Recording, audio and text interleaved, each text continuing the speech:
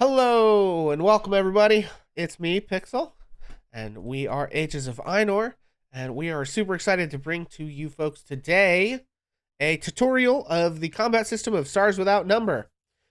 So as you know, we've been doing some tutorials for Stars Without Number. We did some sector building and world creation stuff. We did some character creation as well. And today we are going to be sort of looking at combat. Our goal with this is, all the OGL stuff happened with D&D a couple months back.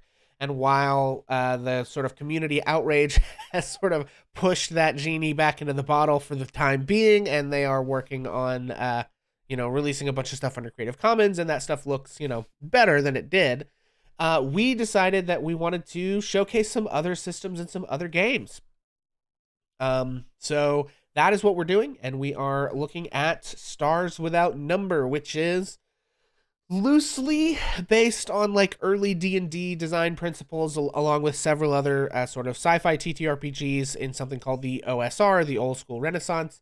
And I kind of decided to tutorialize this one since I already had the book, and I was like, that's an easy, thing to do. And we didn't really have a sci-fi TTRPG that people were playing much in our Discord server, and I also thought with it being kind of D&D adjacent, it might be an easier system to pick up. So we're going to start with just a really brief overview of what the combat looks like in this system. And then we're going to just kind of like jump in. But before we do all of that, we would like to introduce our other sort of cast members today. So let's start with Jacob. Hi, everybody. I'm Jacob. I am playing Milo Stratigosi, the adventurer, partial warrior today. Very excited to be here. Excellent.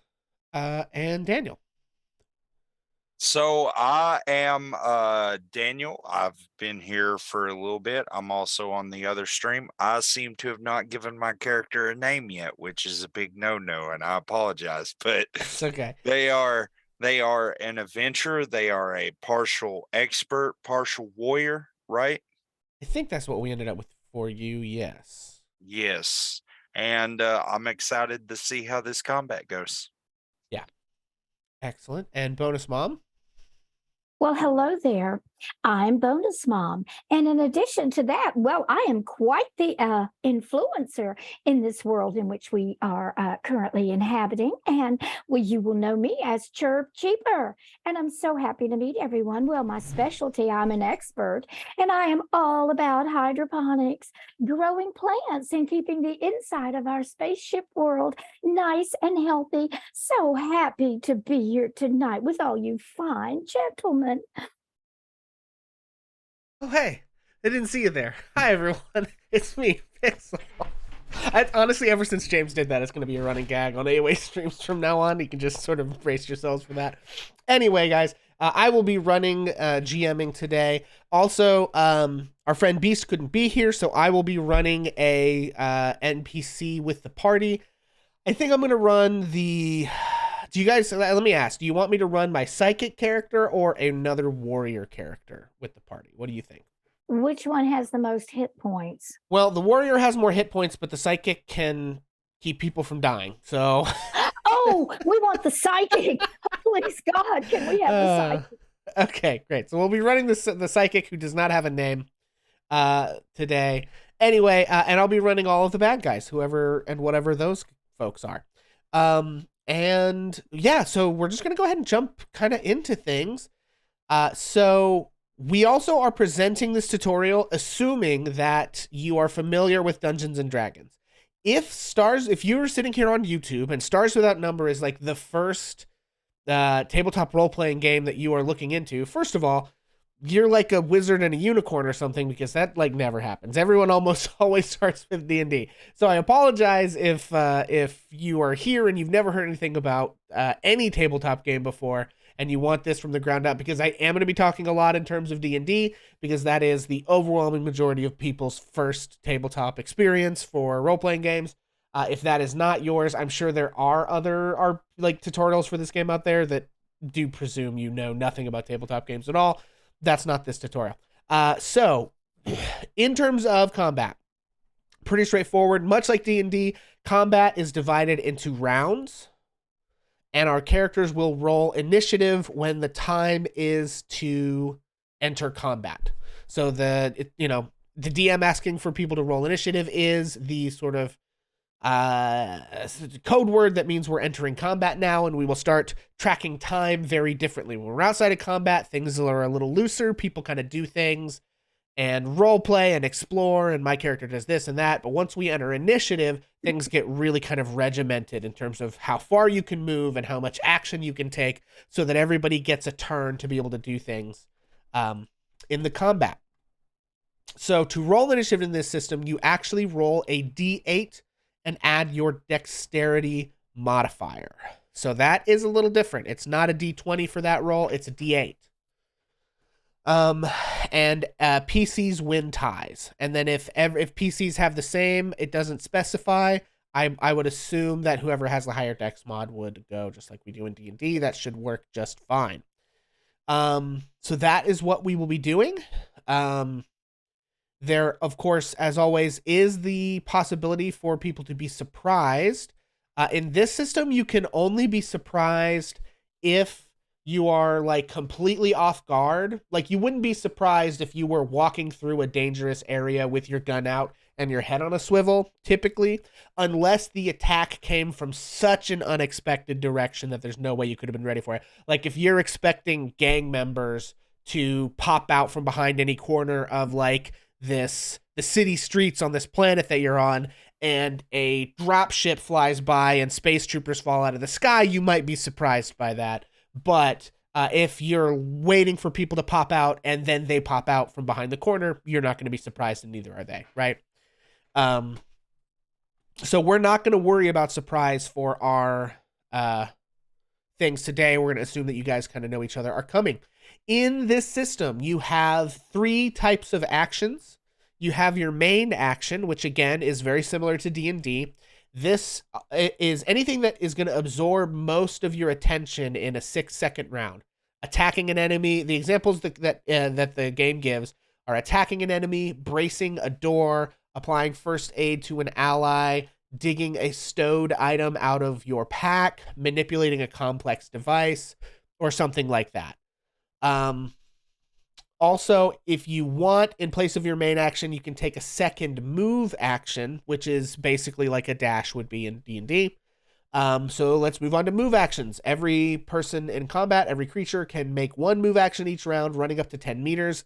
This movement assumes that you're dodging enemies, paying attention to surroundings, navigating awkward terrain, etc. There are certain things like climbing, swimming, or extremely rough terrain that would be considered difficult terrain in D&D, having your movement rate. Actors can't split their move action in this system. So if you move partway to a location and then fire your gun, you have to stand where you are when you fired your gun, basically. You can take cover and like shoot from peeking out from behind cover and stuff like that, but you can't like run a certain distance, shoot, and then keep running, which is different from 5th edition D&D. And I will also say, just as a caveat, we may eventually run a whole campaign in this system, and I may change some of these rules if I would rather do it the other ways I'm familiar with, but that's a conversation for another time.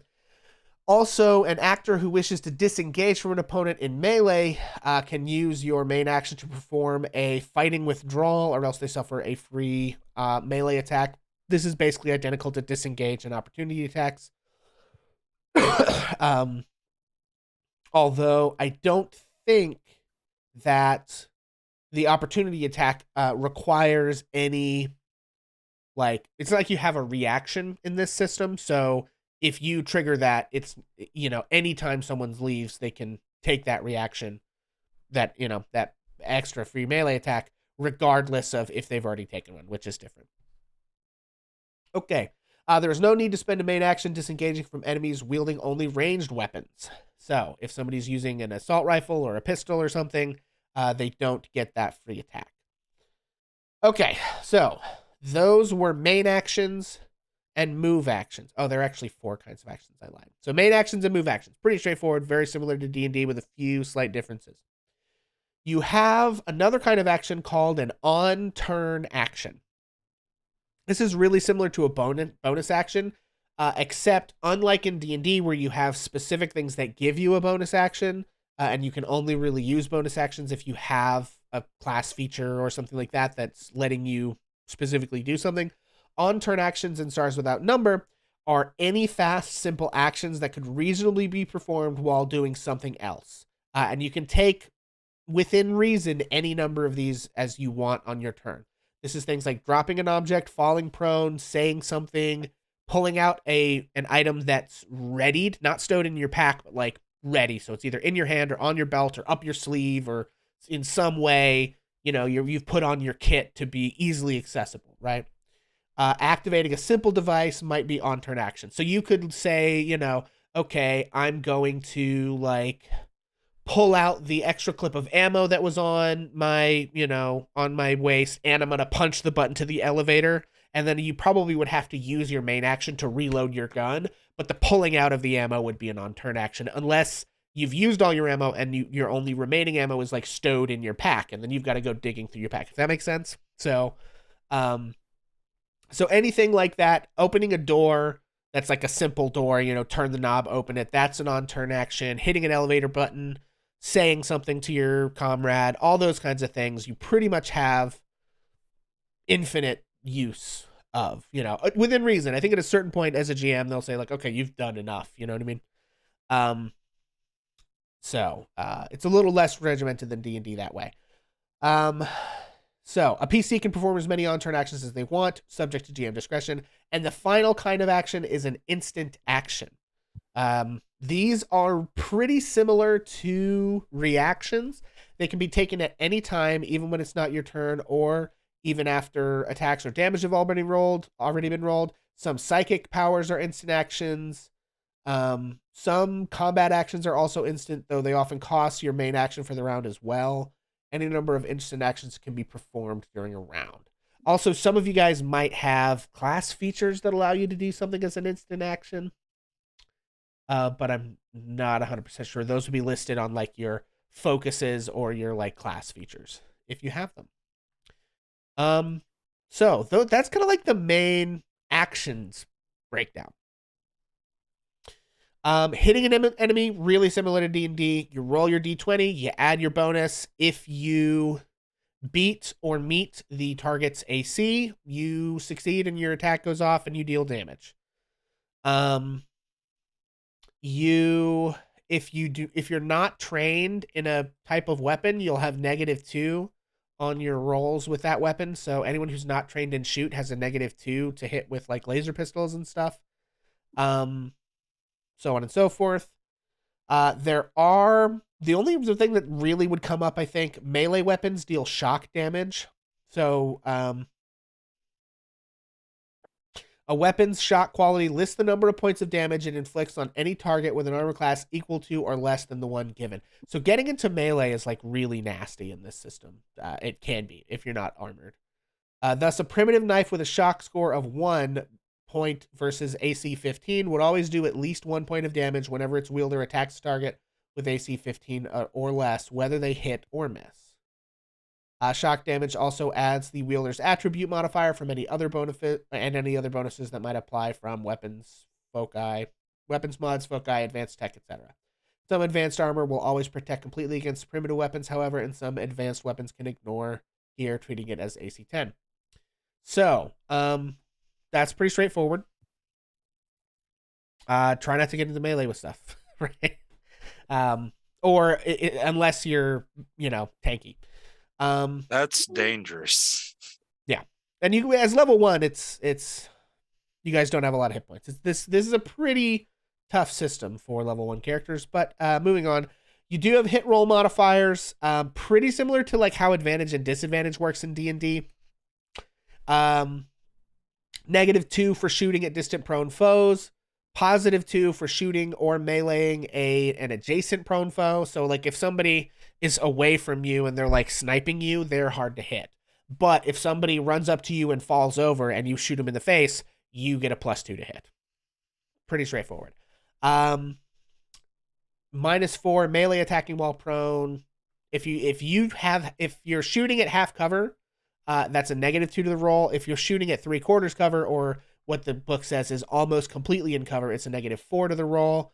And then shooting from a prepared firing position. So this is like if you are readied and waiting for them to like come through a door, something like that, you get +2 to that roll. So, and that's, I think, all we pretty much need.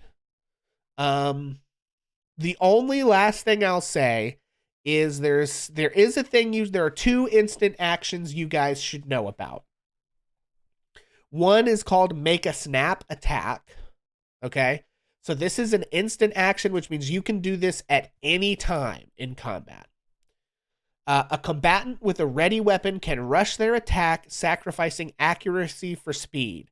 The combatant must still have their main action impending or available. So you actually can, sorry, I said you can only do it at any time. You can do it at any time unless you've already used your main action on your turn. So this would happen if like somebody rushes up to you before you've gone in initiative, and you know, like, oh, they're going to literally kill me if they touch me, so this is maybe for sure cheaper. You can skip ahead in initiative and go ahead and make an attack against that person. You take a negative penalty for rushing it, but you could get your attack in before they can hit you, right? But it does take your attack for that round, so when your turn comes back around, you've already used your main action. As an instant action, they can sacrifice it to make a melee or ranged attack against a foe in range, whether snapshot with a pistol or quick thrust at an adjacent foe. You do take a -4 penalty to hit on the roll. So if multiple combatants decide to make snap attacks at the same time, they're resolved simultaneously. Snap attacks are usually only made by the desperate, the undisciplined, or the elite.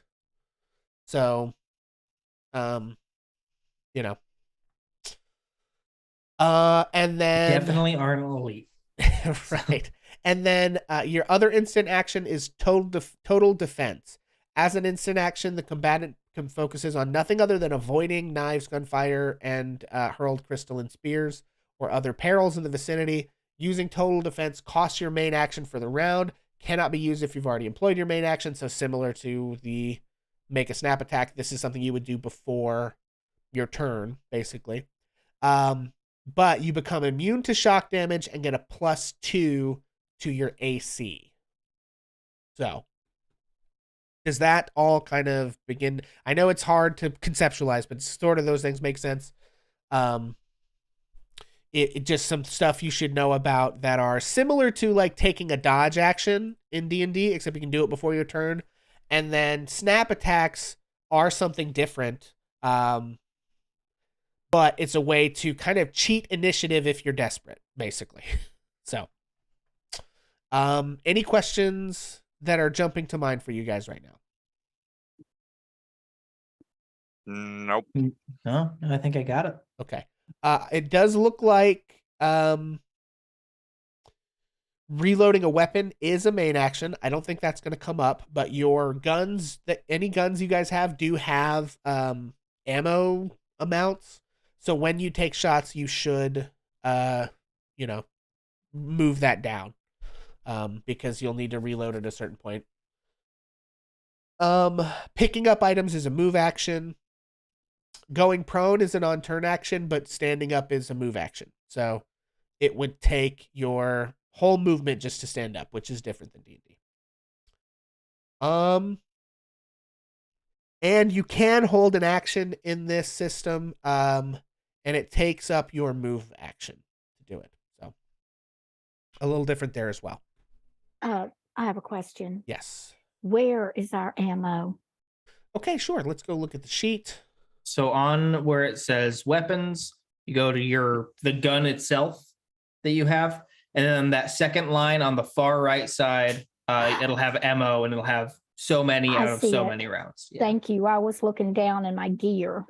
Okay, and then if we pick up more ammo, we're in the locker and we grab something else because we know it's coming. Then we change the number upwards for that, and then we change it downwards as we use it. I'm sorry. Say what now? She's just saying where would we put excess ammo that we find if we like.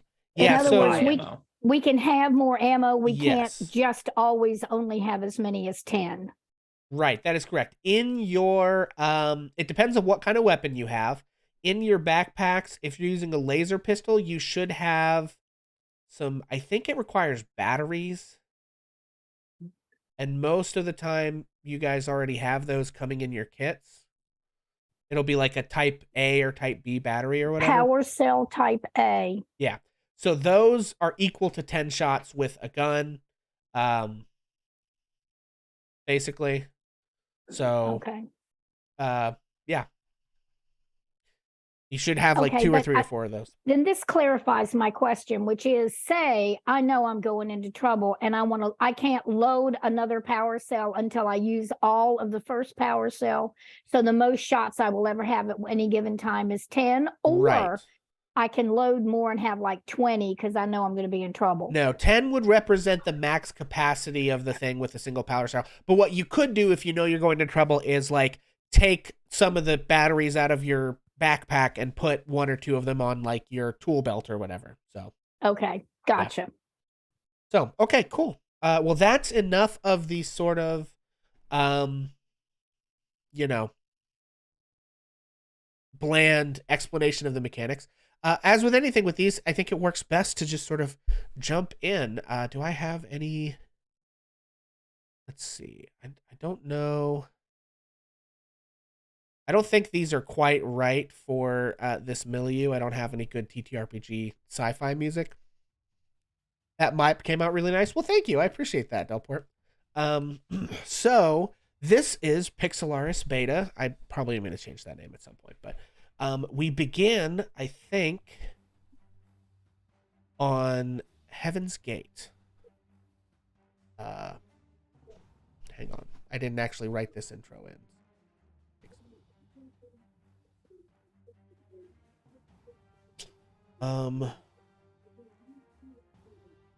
Yeah, so we begin with our group of would-be heroes, as it were, with our adventurers who are approaching a space station in orbit around Heaven's Gate. Heaven's Gate is widely known to be one of the most fiercely contested star systems in this sector.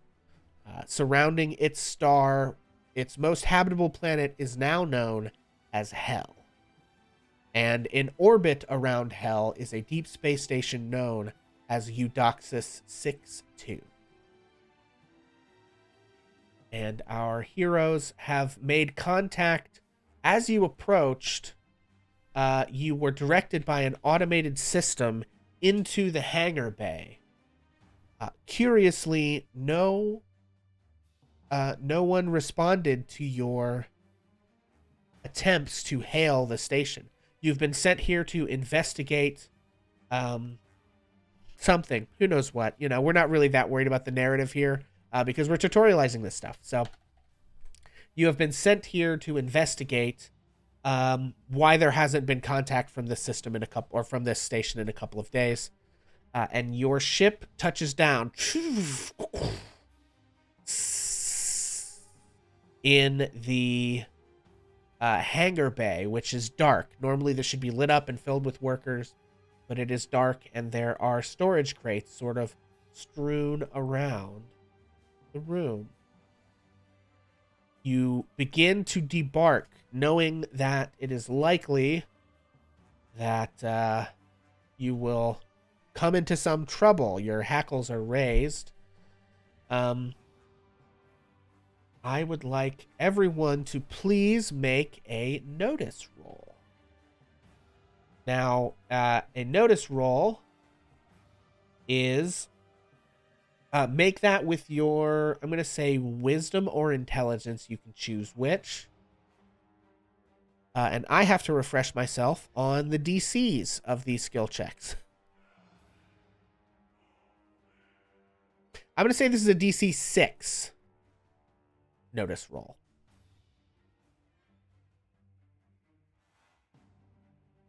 And if you have bonus mom is looking confused. What attribute do we associate with this? Wisdom or intelligence. Okay, cool. Bonus Mom, I don't hear anything come out of your mouth. You're muted.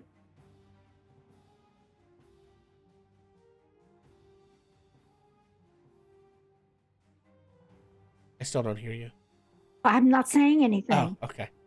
Okay. I rolled a 6. You rolled a I'll 6. tell you that. I rolled a 6. Okay, so Milo, as the pilot, you're sort of a little bit caught up in making sure everything is all right on the ship as you've sort of like come in, and the docking was a little rougher than anticipated because the automated system was running things. Everyone else, you notice in the distance, I think you guys can see that, right? You notice an individual, like a body laying on the ground before a moment passes and it rises and begins to shamble towards you. I would like everyone to please roll initiative. All right, now that makes me immediately have a question. Yes. Because you told us that we can ready some actions and do some little things. Does that come after we determine what our initiative roll is? What are you trying to do? Well, I was seeing that and being concerned. I was going to say, "Oh my, there's a body. Oh, it's getting up." And then I would be reaching for my additional battery pack to snap on my belt, and most likely my mono blade knife, be sure that it was out of my backpack, unsheathed, and also on my belt.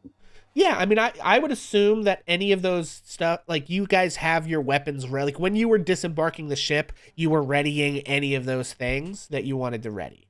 And then in terms of warning everyone about what you've seen, yeah, that's like an instant act or like an on-turn act. That's totally fine.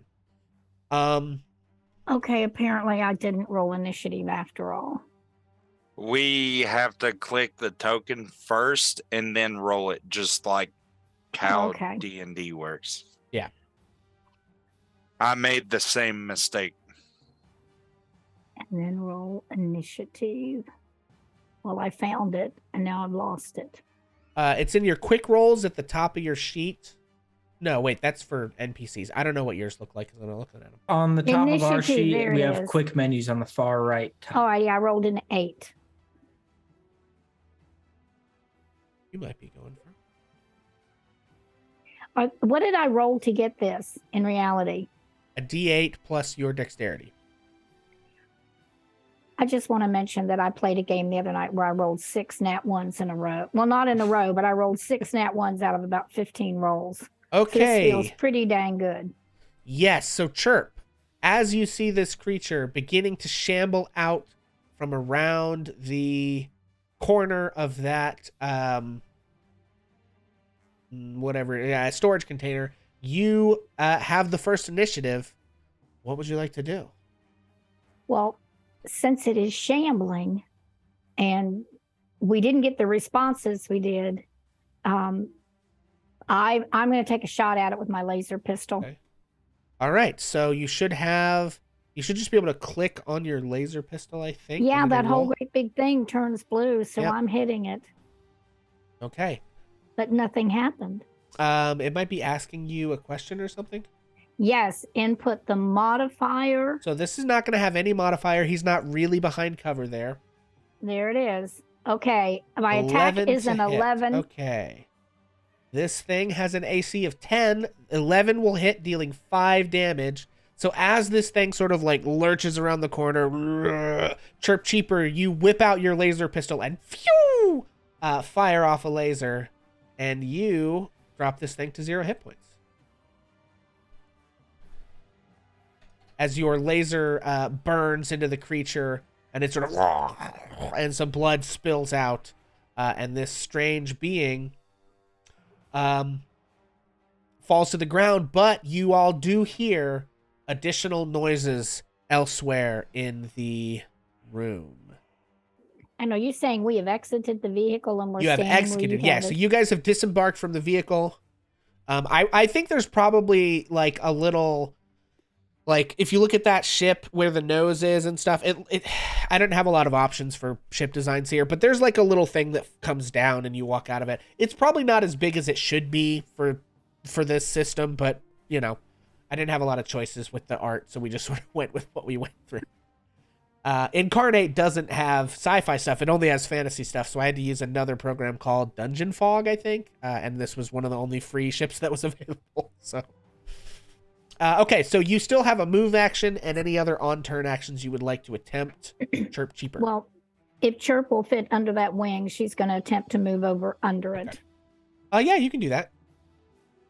for the cover because Chirp is squishy. And then I'm going to say, be careful, boys. There are others. Okay. All right. Milo, you have been alerted to the fact that there are some things that are kind of walking around. Also, this area is dark, but you guys have like flashlights on your guns, basically. Sort of classic, like Space Marine wandering through the dark, infested ship kind of vibe here. You are up. You hear these things. Let me actually look and see what okay. I'm actually just gonna put these guys on the token layer now. And if you can see any of them, you can see any of them. If not, you might need to move a little bit to see if they like. Let me know what you want to do. You can hold an action and shoot when one pops out, or you could go start investigating, or whatever you want to do. So let me know. Sorry. Yeah, I feel like everyone else notices the zombies and kind of has that, or the things. I'm not going to say what they are. They seem kind of zombie-esque The shambling to me. humanoid monsters. Yeah. Like any zombie show, we can't say the word zombie. They're zombies. And then the camera pans over from this like extremely tense environment to Milo, who is sitting in the cockpit reading like a history book. And then as soon as the gunshot goes off, he kind of, his head perks up. And he's like, oh shit. He slaps the book to the side and hops out. And Milo instinctively is going to run for cover. Okay. So 8 meters over to this crate here. Okay. Yeah, you can just move. 3, 4, 5. Okay. And I can see right down that way, Yes. hidden in the dark, there is one. Yes, you can indeed. Yeah, then Milo's going to use his handy dandy attack action with his laser pistol. Okay.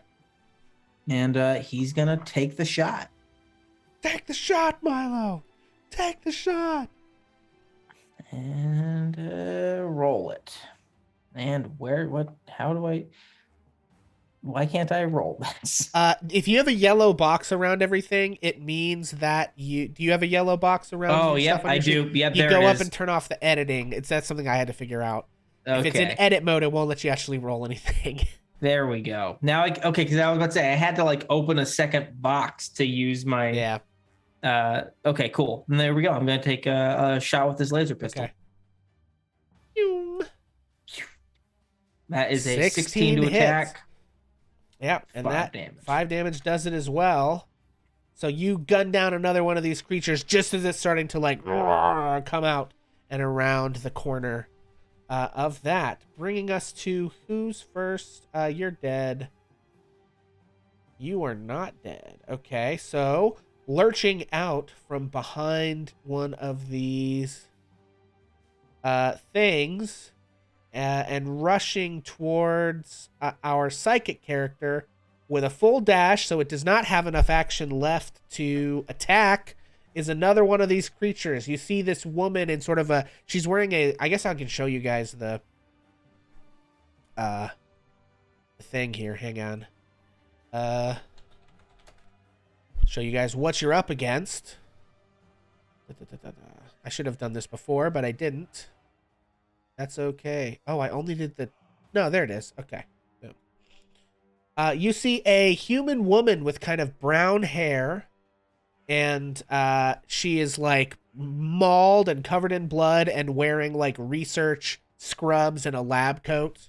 And she comes rushing out from this and begins to try to like bite and claw and smack at your psychic friend, but does not have enough movement to actually get there. and attack. So that brings us to Vander's turn. Question Yes. is, answer. if I take a pop shot at that zombie, is our psychic friend in the way? Let's take a look. You know, I don't know what this system has to say about I don't know. It doesn't have any modifiers for shooting into melee. And it does not seem to have any hard rules for like Line of sight. or like line of sight or shooting through a friend. So I'm gonna say 5th edition rules. You can just take the shot. All right, I'm gonna take the shot. Take the shot, Vander. So click the weapon. Yes. As long as you're not in edit mode, which is like a little pencil at the top right of your sheet. If there's like a yellow box around your whole sheet, it means you're in edit mode. But Whoa. Oh my god. So Vander, the trained soldier, described this to me as you basically just like blow this creature apart. I mean, 14 damage. This thing has 3 hit points. You absolutely gun this thing down.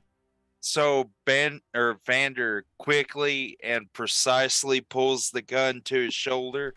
You see him flip a switch on the side of the weapon that says burst, and he pulls the trigger once, and it probably fires off 3 volleys. I gotta look at burst mode, actually.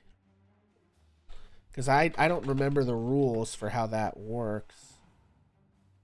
I know I lost 3 shots for it. Okay, some weaponry can fire in burst mode, allowing the wielder to fire 3 rounds of ammunition for a +2 bonus to hit and damage. For projectile weapons, this means firing actual bullets, while energy weapons spread the beam or run the circuits hot to project additional power. Dumping more ammunition than this at once is impractical.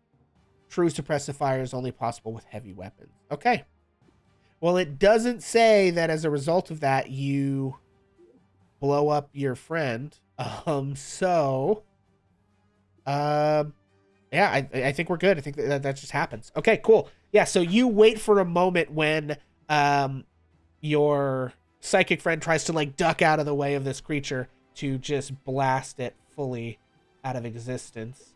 And at that point, you all begin to hear at the other end of the room, you hear the distinctive hiss of doors opening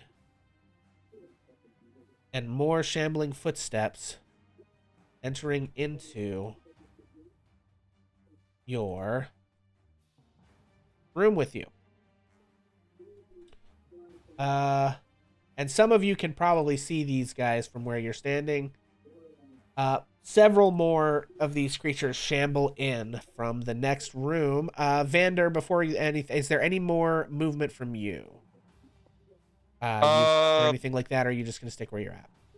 I think I'm going to let me measure it out. Sorry, I'm going to move right here 6 meters in front of our psychic friend. Okay. To see if I can't get a better view. Yep. Okay, I see it. Yeah. And that's all. That's all I got. Okay. That brings us to our psychic friend. Incidentally, someone in chat, who is this guy? Name this guy for me, please. I don't want to hand it. Stand by.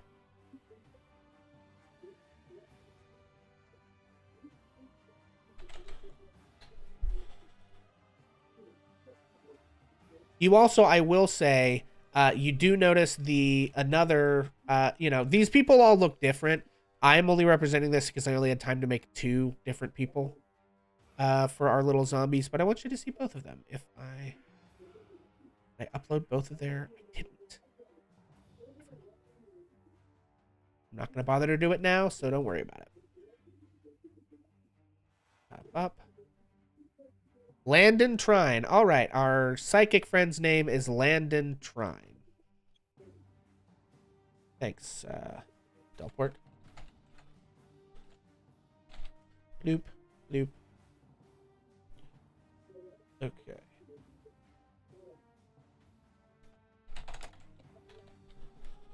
Blammo. Okay. Okay, and our psychic friend, let's see, has a laser pistol, has some psychic training, knows a little bit of telekinesis.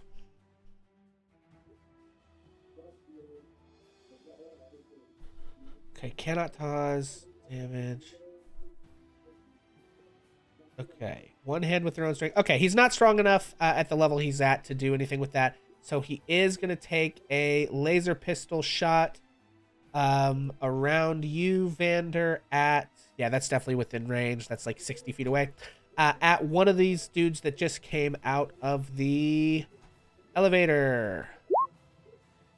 He has rolled a 2, so Landon panics and just like his shot goes wide. He just phew! Come on, do the thing. It won't do it. Okay. I don't know why. There it goes. Pew! But he misses and it sort of like buzzes into the like hits the wall next to the doorway. And he is going to take a step back next to Chirp Cheaper. And that brings us to these guys. Chirp, you win the tie with these zombies. Let's see, can you see? You can barely see. There are 2 zombies up here by the door. What would you like to do? Well, I really can't see them. So Okay. I know he shot in that direction. Here, let me give you some more light just so you guys can see. I'm looking at move. Okay, you should be able to see that a little better. Yeah. Okay, let me see. I'm sorry, I'm trying to see because I didn't know which direction that they were. I only have 10 meters of You only movement. have 10 meters. You can dash, but it'll eat your action. No. Okay.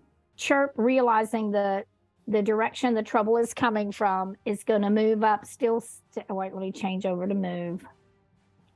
To the end of the ship, trying to cower underneath it as much as possible, and then is going to, what's the distance on my laser pistol? 100 to 300. I think I'm within range. Yeah, this whole thing is like, this whole thing is like 50 meters across. Okay, thank you. So that's like whoever did 120. that. So like from the whole way to the other, you'd have negative. You're at the long range, but you can shoot theoretically anywhere in here. Okay, But if and neither yeah. one of these have been hit by us before. That is So correct. Landon shot at one, but he missed. I'm going to fire at the one on the right, and I'm going to hit it with another laser pistol. And I inadvertently closed out my character.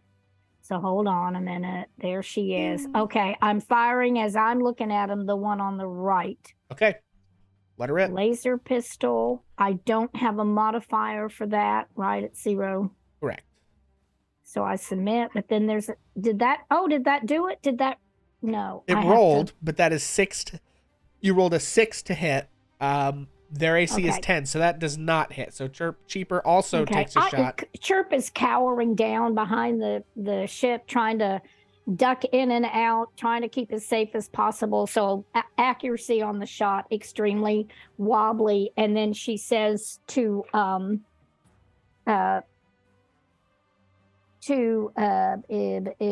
character, who's no name. Did you get a name, he did. Daniel? It's Vander. Vander? Yeah, or at least that's what's on the token. Okay, thank you. That was the name I gave, was Vander. Okay, thank you. I missed that. Just says, oh my God, these things are horrible. I think they're us and they've been hurt and killed. Meaning that she's saying they're like the people that lived and worked here. Just another day in the life of a mercenary, ma'am. Oh. Okay, so that is Chirp Cheaper. So Chirp and friends. Let's see. And I should have said, although my little avatar has my little bluebird, I would never have taken my bluebird into this situation. I would have left the bluebird on the ship. Okay, so 2 of these things. Okay, this thing gets 10 meters in, and then I'm going to roll. For a 1, it's going to go for Milo. I'm going to get to roll a D3. 1, it goes for Milo. 2, it doubles up on Chirp. And 3, it goes for Vander. Where did that one 2. come from? It was around the corner behind this thing. It sort of like lurches out.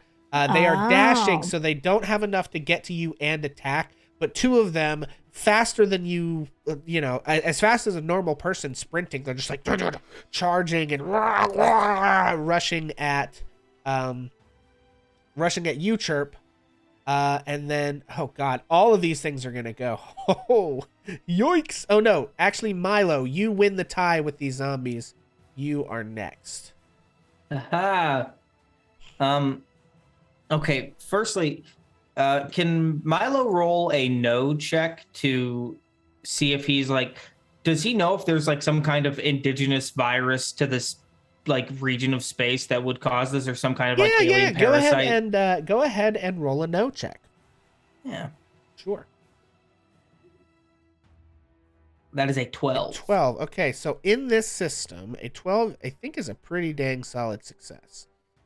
Yeah, a 12, only a true master could be expected to carry this off with any degree of reliability. So, yeah, I think you and you are actually from a part of this sector that's not too far from here. You are from, I think it was Dergoose from the La Evathos space yard. That was Ed, but we can say Ed. that we can say that Milo's the archaeologist. Milo's the archaeologist. Okay. Well, let's see. There's a lot of interesting historical stuff. This is like a matter of sort of historical record. You would know this. The cluster that you guys are in. Let's just take a brief detour for a history lesson of Pixelaris Beta. The cluster that you guys are in is currently the Bapton cluster. It is this series of like, what is this? 4 or 5? It's like 8 star systems in the southern central part of the sector. There are 3 major factions that are all competing for control of this area. There's there are 2 religious factions in Micah's Gleam and in Larian 13, and there's a corporate faction based out of Ekaya. As the sort of central crossing point of all this, the Heaven's Gate system, which is where you guys are, is basically like a battle world, and several generations ago was hit with some sort of virus or something. No one is really sure exactly why this happened, but it does seem to be that it's not something that like infects living people. It infects dead bodies and causes them to like go berserk, or it's like no one's really sure yet. There's research being done, but it's like if you're infected and then you die, you like rise again or something. But no one's really sure where this came from or exactly why it happened. There's speculation that it's alien in nature, but it might have been weaponized by one of these factions, and no one's really sure which. And there's a lot of finger pointing that goes on. But basically, the whole planet of hell is just covered in these things. But it is news to all of you that Eudoxus 6-2 is having this problem, right? Like it used to be basically just fine.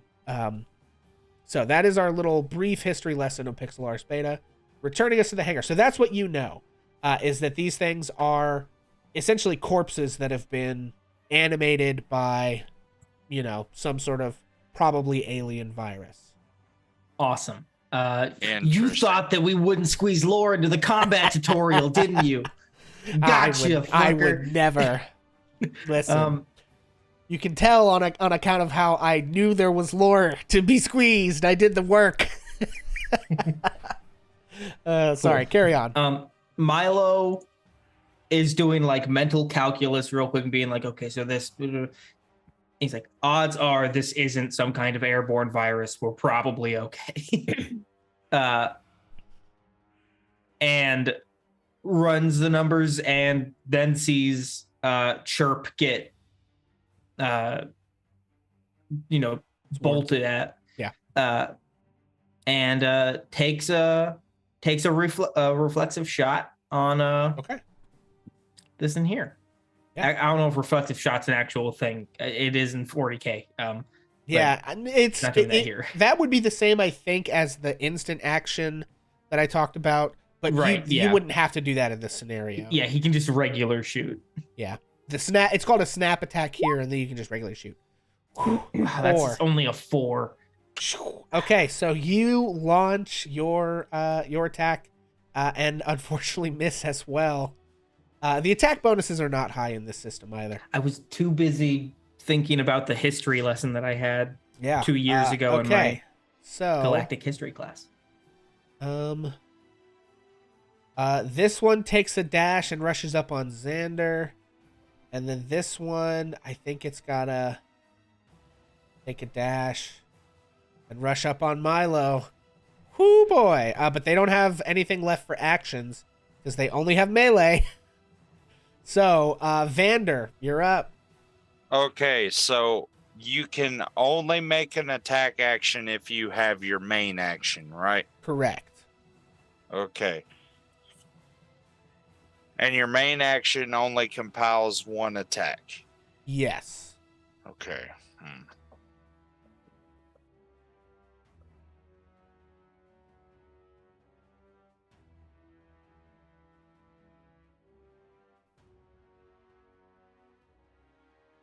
Also, whilst in melee,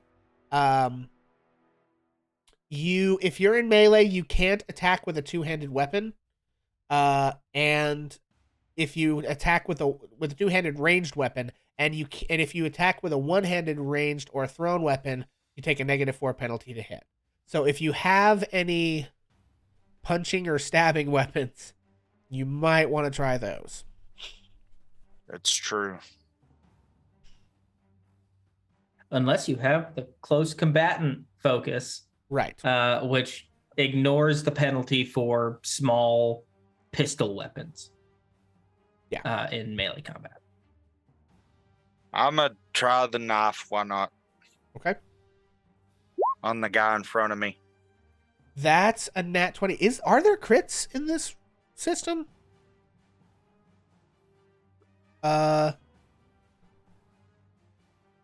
I don't remember seeing anything about it, but I think it's 3 + 2 shock damage. yeah, if you crit, you actually automatically kill every enemy in the room. Yeah. So I will say though, Vander's hitting pretty consistently. the only mention of natural 20 in the rule book is in the poison and peril section, where it says that a natural 20 is always a success, even if other penalties would make it a failure. Yeah, there's no list of a critical hit, which just seems weird for an OSR game to not have critical hits. In any case, this thing only has 3 hit points, so 3 will definitely kill it. Plus plus the 2 shock damage, which is 5. No, I guess it does a minimum of 2 shock damage, but if you actually hit, you do more than that. Yes. So yeah, 3 damage will kill. So you describe to me how you kill the one directly in front of you. He's probably in one of those has one of those combat attachments on his rifle because he's a tinkerer or whatever. So he's probably just got it to where he can pop it off, and he takes a quick jab right into its eye socket. Nice. Pulls it out and kicks it to the ground. Yeah, hell yeah. Okay, so you make your attack. Landon is going to duck to the other side of the ship, and he's going to take a shot at one of these next to Chirp. Okay, Landon, what you got? Oh, God, that's only a 3. Bruh. Yikes. Okay, so Landon absolutely fails miserably. Truly, what a sad and pathetic creature Landon is. I thought he was supposed to be like a Jedi, but he's like a That's a different psychic one. That dork. is Sister Xenia, I think. she's the precog telekinetic. Landon is the healer, actually. So if any of you go down, he can stabilize you. But okay, so he's moved, he's attacked. That's it for Landon Trine. Chirp Cheaper. Also, he's made some shots. He's attacked twice now. So, okay. Chirp Cheaper, that's back to you. Vander has just dispatched one of these right next to you. There's two of these ravening beasts right at you. What would you like to do? Okay, I of course have not read the rule book. Why would I do that? You're my walking rule book. So can I disengage and flee without attacks of opportunity? Yes, you have to. It's similar to D&D. You'll have to use your main action to make a fighting retreat, which is, you might as well say you'll have to take a disengage action. As far as the thing. I'm just it's called a fighting withdrawal, but yeah, it's for the purpose of what Chirp is thinking. Chirp sees that one action takes these things down pretty well if anybody manages to hit them. Okay. Yeah. Chirp also sees there have been some real serious misses from the two other people. She realizes all this is instantly. She's realizing this. She could maybe take out one, but not both. And she is the squishiest human being in the solar system. And so she absolutely would disengage. And plus, the laser is that range thing instead of melee, right? If I try to hit him with the laser, I have to do the -4. Correct. So knowing all of that, and she would know this because she's been in these situations before, Chirp is going to disengage and flee back to the back part of the ship, which takes her movement. And her main action. But she is not taking her eyes off of these two things and hoping, that she will get a shot of them now that she's moved backwards. Okay. Did that make sense and sound good? Was that reasonable? Okay. That brings us to these creatures. I think they're not smart. They're dumb. So let's see. This is this one and that's that one. Okay. So this one next to Vander is going to take an attack, Vander. An unarmed strike against you. I've got a 9 to hit. No. Okay. This one's going to come up to Landon Trine and attack. I don't want Landon. I want this thing. That's a 14. Landon's AC is 13, I'm pretty sure. Yes. So this thing begins scrabbling at Landon and deals 1 damage as it's clawing and biting at him. And that is both of our zombies. Bring us to Milo. Milo, you are in melee with this nasty, bloody creature. What would you like to do? Yeah. First off, to get some clarification from the game master. Yes. For close combatant, where it says you can use pistol-sized ranged weapons in melee without suffering penalties. Does that mean that, like, the aspect of using my pistol in melee would still not deal shock? Because it says that for, let's see, I think it's in, I don't remember, in club up a weapon. It says pistol-sized guns count as a small primitive weapon with no shock score, and that maximizing damage on a hit with improvised weapons will break them. Would close combatant ignore those conditions as well, or just the -4 to hit? So close combatant, I think it means so close combatant for one means I think you can just shoot your pistol, ignoring the Oh, cool. Then yeah, that's what I'm going to do. I think that's what that means. It means you can make the ranged attack without the -4 penalty. Clubbing up the weapon turns your weapon into a melee weapon with no shock, but will break it if it does max damage. But you don't need to do that because you can get around the thing in their way. I can just shoot them. But somebody else like Chirp Cheaper would have to club up her pistol and then attack with it, which could damage and break the pistol if she does max damage. So. Awesome. Unless Chirp Cheaper has a knife, which she might. I don't know. Then I'm gonna just shoot this guy. Cool. I was gonna club up and say a cool thing like I boxed an undergrad, you fuck, but no, instead I'm just gonna shoot this guy in the chest. Maybe like keep your enemies close. And your enemies even closer. Wait. Sorry. And Yeah, and the ignoring shock damage, I think, means that if your enemy is attacking you and it would deal shock damage, it doesn't. I get to ignore the You shock get to damage. ignore the shock Yeah. damage. Yeah. Cool. All right, yeah. I'm gonna shoot this undead bastard in the head. Okay, let her rip. Hopefully. 13 hits. 13 and 5. 5 damage. Uh-oh. Hang on. I screwed this up slightly. I forgot to take this off. Okay. Okay. Bam. You fire your pistol point blank range, slaying the zombie directly in front of you. Any movement? No, I think Milo's good here. Okay. That would have been the zombie in front of you, but it's dead now. Eat it. I'll be right brings back. us to Vander. So Vander's probably gonna do the same thing to the one next to him. He's probably just gonna attempt to stab it. Okay. 19 hits. 2 damage, on the other hand, does not quite kill the creature. So you slash into this creature, cutting deeply into its neck, but as its head kind of lolls to the side and blood spills out, you notice that it is not fully incapacitated by that attack. Okay, so I have a question. Yes. Where it says on the thing 2 shock damage against AC equal to or greater. Right. Okay. Less than. Okay. Yeah, so shock damage. And I think... Because that wouldn't be right, because if it was right, then would I not deal 3 on a 1? Yeah, I gotta look how shock damage works. Okay. Hitting some melee weapons apply shock damage and are guaranteed to do some degree of harm to a target. A weapon's shock quality lists the number of points of damage it inflicts on any target with an armor class equal or less than the one given.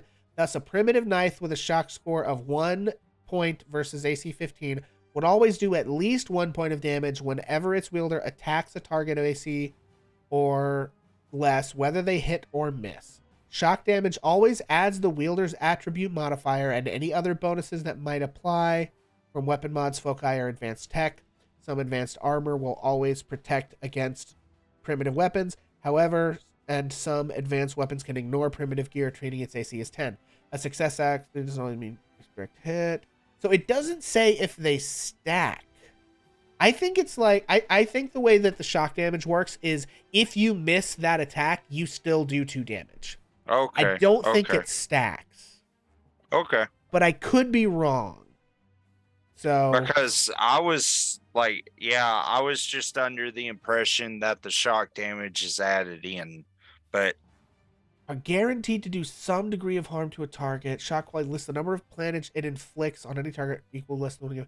No, maybe it does stack. It says a shock score of 1 point versus AC 15 would always do at least 1 point of damage, whenever its wielder attacks a target with AC, whether they hit or miss. So my shock is 2, yeah. and even on a 1, that should be 3, right? I don't understand that. Yeah. So I think what it is you always deal that much shock damage if you miss against an AC that is. So it wouldn't be like this plus blank, because the amount of shock damage you deal is equal to the relevant modifier, right? Plus like the value of the weapon. Okay, page 68, melee weapons. Shock damage is only inflicted on a melee target if the hit roll fails, and it only applies if the target has AC less. So that says it's on page 68. Sorry, Reddit is helping me out here. So that's on gear melee weapons, probably. So it does not stack. It just does the shock damage if you miss. Yes, I believe that's correct. Hang on, Okay. let's look at this. General melee weapons. Let's see. 68. Shock. Many melee weapons have shock trait representing danger if they pose to an ill-armored opponent. Shock damage is only inflicted on a melee target if the hit roll fails, and it only applies if their AC is less than the shock listed. And it always includes their attribute modifier and any bonus granted, blah, blah, blah. An actual hit with a weapon never does less damage than shock would otherwise inflict. If the user somehow rolls less damage, the shock is inflicted instead. Okay, so I rolled a 1, so the 2 damage was inflicted instead of the 1. Okay, So, I understand now. Thank cool. you. Yeah, that's all right. That's why we tutorialize, right? We gotta learn these things. Oh yeah. Okay, cool. So that you stab this creature, wounding it badly, and it comes to Landon Trine. Landon, who, let's see, does not have like any. He has nothing. He's just gonna take the shot with the -4 penalty. He doesn't really have another option here. He gets like a negative. Holy crap! He gets like a -2. This man has not rolled above a 5 this entire fight, guys. Landon is trash. I don't know. I don't know how this is working. Oh my god. Oh, also, don't forget, guys, that you do have class abilities. So I think as a warrior, you can turn a hit on you into a miss, or you can like turn your own miss into a hit. For the experts, I think that only has to do, although you might not get that if you're partial. So that's a question mark. Yeah, you don't get it on the it if you're partial partial. Okay. warrior ability.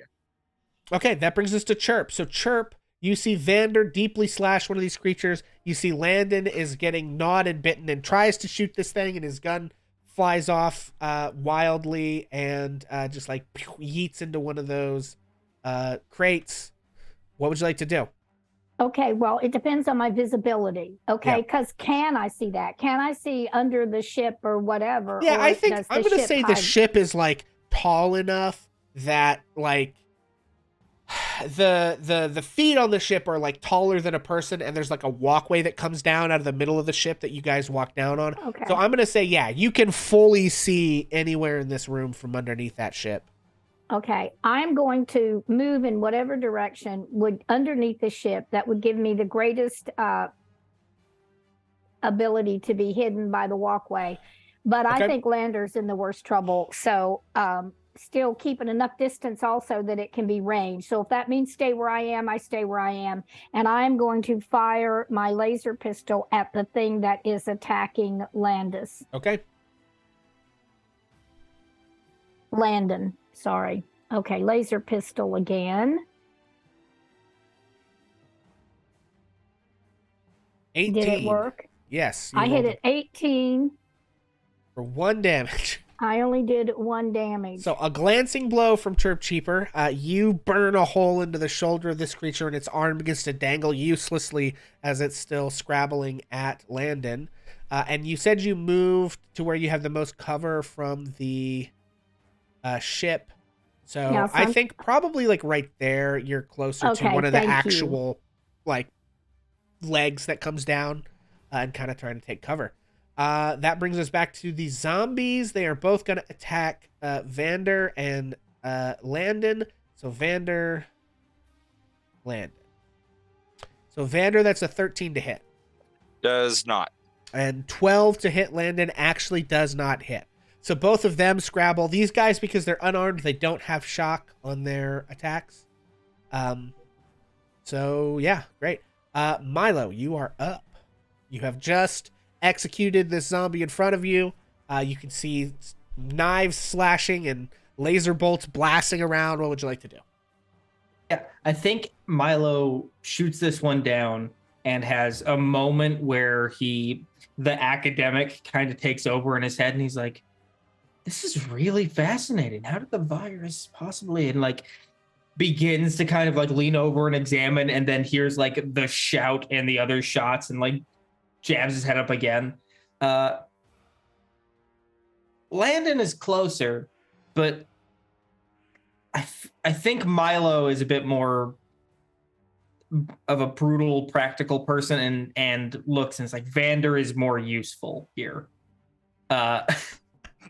And Yeah, And just let Vander the is just played let the by guy a- with by a person that I know. biopsionics. Just let the guy with biopsionics die. He's not useful.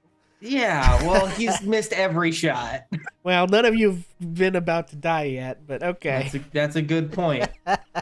But also, that's when Landon really shines. if Landon dies, I still have to talk. I still get to talk to you. If Vander dies, then Daniel is here for nothing. There's the me reason. Oh, good. I'm going to shoot I'm the not one talking about attacking me. Vander. Okay, let her rip. That's a 20 for 4 damage. Yeah, 4 damage. So as you slash this thing, and you kind of like push it off of you just enough to give Milo the shot, you take the shot and just bore a laser hole directly in the head. Oh, that's not what I want. I want this thing. And this thing falls in a sort of torched and incinerated ooze of blood. Any movement from Milo? Milo is going to. He knows they came from this direction, yeah? Yes. Milo is going to bolt, I guess, just 10 meters kind of this way, coming around the other side of the ship. Okay. Actually, you know what? No, Milo's okay in melee. Milo's not bad in melee. He's actually going to go towards the center. Okay. He is academic. He wants to know what's going on. So he runs all the way up to the corner. And while he's running, he looks over to Vander and gives a way too enthusiastic and excited thumbs up. And like, isn't this so cool? Vander kind of raises an eyebrow and he shrugs his shoulder and he gives him a thumbs up back. And Okay. Chirp misses the whole thing because she is absolutely terrified underneath the ship, hiding as much as she can. Beautiful. But watching the feet of the guy in front of Landon. Okay, and Vander, you are up. Vander whirls around and he's gonna send another assault rifle into the zombie that's attacking Landon. Ah, finally a miss. Oof, 5 to hit does not hit. Nope. Brutal. Oof. Okay, Landon. It's on Redemption you, buddy. arc. Moment of truth. Redemption. Landon redemption arc. Here we go. It's a -4 to this roll. That's a 9. Oh, if it weren't for the -4, he probably, he would have hit. Oh, buddy. Okay. Yeah, just cannot seem. And this time I think he barely misses. So with the one arm dangling, this thing is slightly less of a threat. And he goes to shoot, but I think this thing just like whips its arm at him, the like useless one. He just like curls his body in such a way as he's just scrabbling at him that it just knocks the gun slightly off target. And he doesn't get the shock, right? Landon does not. Yeah, so unarmed attacks do not do shock damage unless you have like special stuff about it. Gotcha. And these things Just don't. wanted to verify. Yeah. So that is it for Landon, bringing it back to Chirp. Cheaper, can she seal the deal? She hopes that she can. She plants her tennis shoe shod feet firmly in the platform of the bay, raises her head up, takes aim, and definitely lobs a, well, I keep losing my character sheet, and lobs a one more laser shot at that guy. Okay, and I forgot to change the laser shot from last time. There we go. Laser pistol, 0 modifiers, submitted. What happened? That is a 13 to hit for 5 damage. Chirp Cheaper. Finish him. She does, and she takes no joy in it, but she does it. Now, she got up and looked, but that's not really movement, is it? Or is it? Because you said once you start to move, that's it. Yeah, I mean, we're actually out of combat at this point, so... Okay. Well, she would run out to Vander.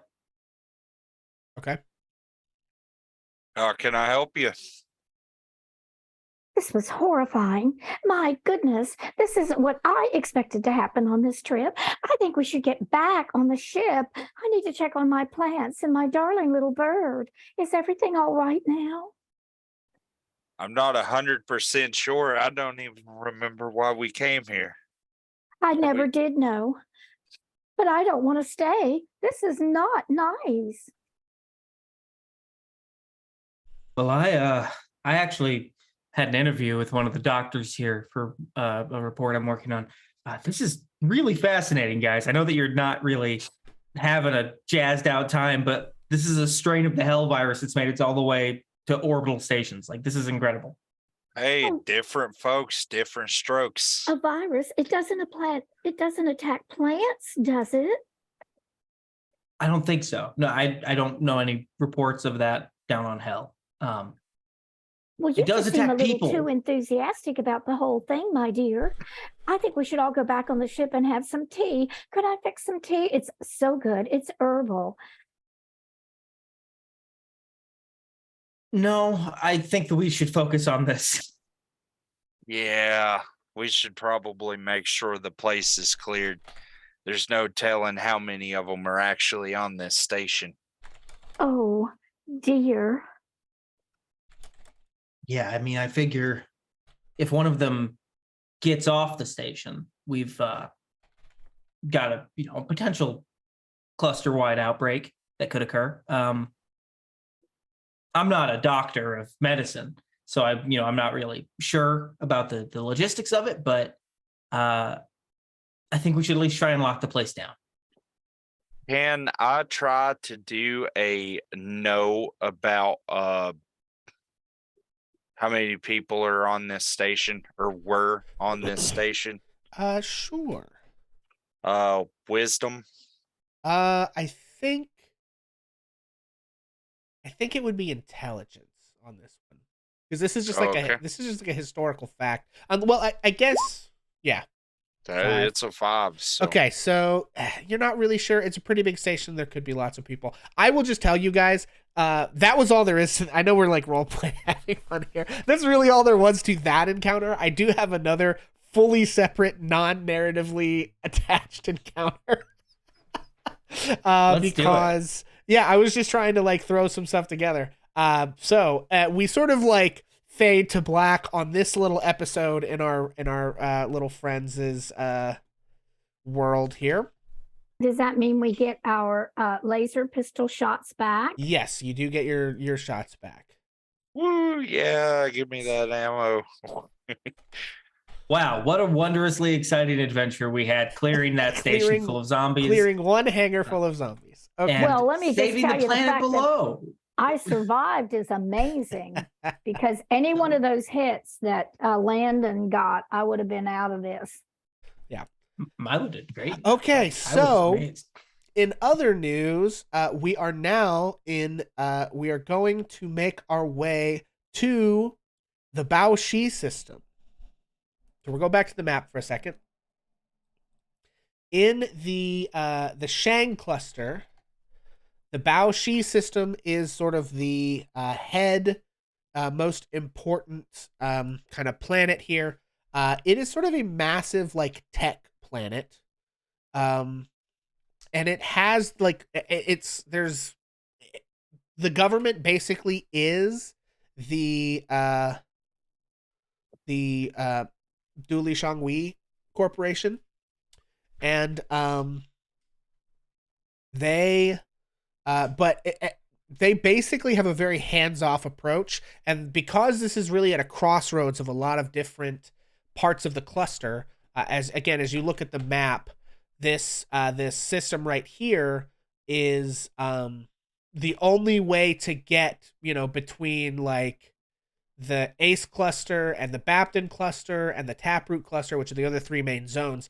Like, you really have to crossroads through this area to jump back and forth between those places. So it's really a kind of commercial hub, and so there's foreign quarters that have a lot of like each different like main faction sort of has its own little enclaves here. And as long as it's kind of like that thing, as long as they keep the fighting to a minimum and out of the streets, they don't particularly care what goes on here.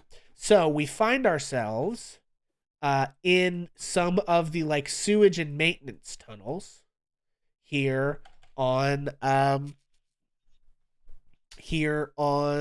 Kalani Lynn, which is that main planet. So you guys are making your way through these sewers. You've been hired to come down here. There have been a number of gangsters who have been reported to be seen kind of coming and going from this area and causing trouble for the maintenance workers. And so the Kalani Lin have finally decided to, or the Duli Shangwi Corporation has finally decided to put their foot down and hired some mercenaries to go in and check this out. So,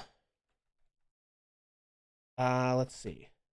So you sort of enter the entrance that was told to you, and you can kind of see there's a bit of a crossroads up here that kind of turns to the right. What would you guys like to do? Well, this time, I absolutely would have my bluebird with me perched on my shoulder, possibly my headband on my head, because the whole purpose of that bluebird and why I keep her and befriend her is that if there's too much carbon monoxide or methane or any of those things, she's going to succumb first. And so she is my gaseous alarm indicator. Okay. So I definitely have her with me perched, maybe on my headband. She likes to sit up there. Okay. I think what Vander's going to do is he's going to move up to this corner here and he's going to kind of peek out and see if he can't see anything. Okay. Are you trying to move sneakily or are you just sort of rushing up there? What's your... Let's do it. Let's sneak. Okay. Dexterity. Oh, I got to ask. Dexterity? Yes, it would be dexterity based. Okay. Why did it say strength? No. Uh-oh. Yeah, so it did something weird. Modifier. There it is, but it's a 4, so. Okay. Like, what was up with that? So maybe.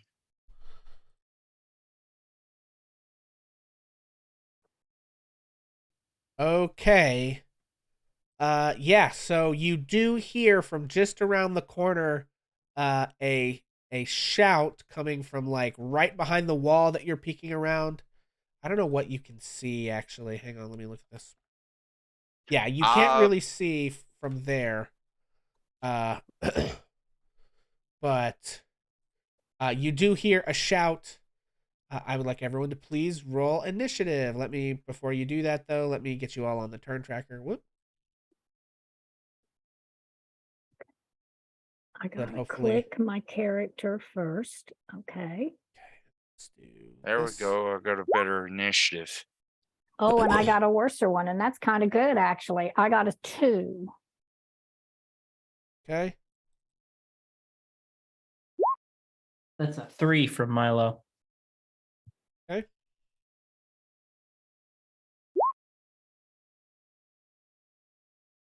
One second, guys. We're rolling for I all think the these. instant she hears the shout, Chirp starts reaching for her laser pistol.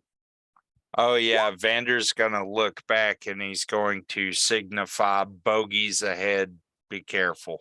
Okay. And Chirp, if you were looking at her, would see that she's actually wearing oversized Wellingtons as she walks through this water, and she's been examining the water very closely and probably murmured some like, "Oh, this is so organic rich. I would love to have some of this water for on the ship. Oh, this is excellent. You doing okay up there, little chirpy cheaper friend?" Talking to the bird. Okay. All right. And Landon Trine is first. Redemption. This is the redemption arc. Landon Trine redemption arc. So you hear bogeys ahead. It would take his It would take his whole action. It would take his whole movement to ready an action. God, he really doesn't have any good options here. He's gonna run 10 meters out, kind of around and behind, and he does not see anyone. So Oh God, he's gonna take. Okay, he's gonna. Okay, so also you can see this a little bit from where you're at, Daniel. Directly around the corner of this wall is actually I think I 1 second. I'm gonna move this dynamic lighting just a smidge because that's not really where that goes. That's where that goes. So just around the edge of this wall. Oh, and I guess you can see a guy. So you actually do see a guy in the corner. But the thing is that they are up on a raised platform. So you guys are like down in like the sewer. And this is like up above on like a little kind of platform. So this, if I can ping on it, this like gray stuff here with the circles on it is like a raised little area that these guys are at. So you can sort of see this dude in the corner, with his gun, pulling it out, getting ready. And so you see Landon clocks this and is going to use his action to dash forward, but he's going to fall prone and like hide behind the edge of the thing, basically. So he like fully just rushes in, but he is going to drop prone and take full cover behind the edge of this little drop. And the drop is like 2 or 3 feet tall. So it's not, it's about 3 feet tall. So it's, waist high for most people. So, okay. So that's Landon. Vander. All I right, need to rename his Vander Vander again. is going to step out right here, Okay. and he's going to take a pop shot at this dude. Okay. The close Right. one or the far one? The closest one. Okay. Rifle burst, yes, no modifiers. Does a 21 hit? Damn. Yes, it does. Yeah. Okay. So And that's you 6 damage. unleash with that assault rifle. And this guy just absolutely goes down in a hail of fire. Okay.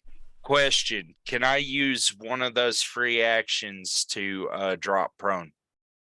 Yes, dropping prone is an on-turn action. You can drop prone. That's what I'll do. Okay. Okay, so you drop prone. And from around the corner, another individual rushes out, sees what's all's going on. He is on the same level as you guys. Oh, jeez. And he is going to take a shot at Landon with his laser pistol. This could be it for Landon, guys. No, Landon. That is only 9 to hit. He does not hit Landon. Oh, he takes a -2 on that because Landon's prone anyway. So that's a 7 to hit. He does not hit Landon, who's dropping prone to get cover from the other guy. Saves his life in this moment, probably. Actually, he Are wouldn't we have hit anyway. talking Landon or Vander? I'm very confused. Well, Landon and Vander are both prone, but he was Okay. shooting at Landon because Landon's closer. Gotcha. So, See, I can't see what's happening on or off screen. you can't see anything at all? Well, Oh. yeah, I can, but the line of Yeah, that's view right. is lost. And even if I look on your phone, it's so tiny I can't see I it. gotcha. Okay. Hang on, I gotta do a thing real quick. Bloop, there was. Okay, and so that was, I think, that guy, right? Wasn't it? Oh, that was him. Okay. The next, okay.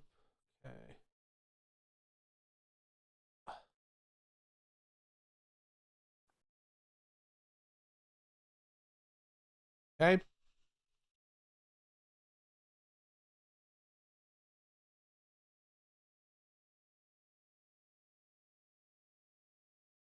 Okay, that brings us to the guy who was dead, who can do nothing. Next up, let's see. Okay, Milo, you are up next. All right. Yeah. Milo looks over at Chirp and is, when I was a kid, they actually used to say that there was old pre-scream ruins down here, but it was just a trick for them to mug history majors. And then he runs over to the corner with his laser pistol out.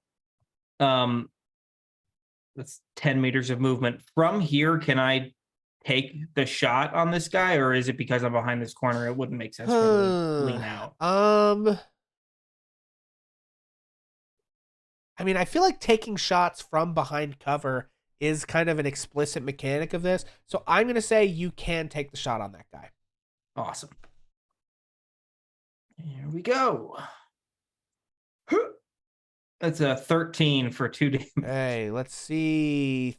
They only have 12 AC, 13 hits. So these guys you do see have slightly better like armor than the other guys. For 2 damage, well, guess what? These guys do not have a lot of hit points. Those zombies were coming at you with a kind of like ferocity born of their sort of biological problem.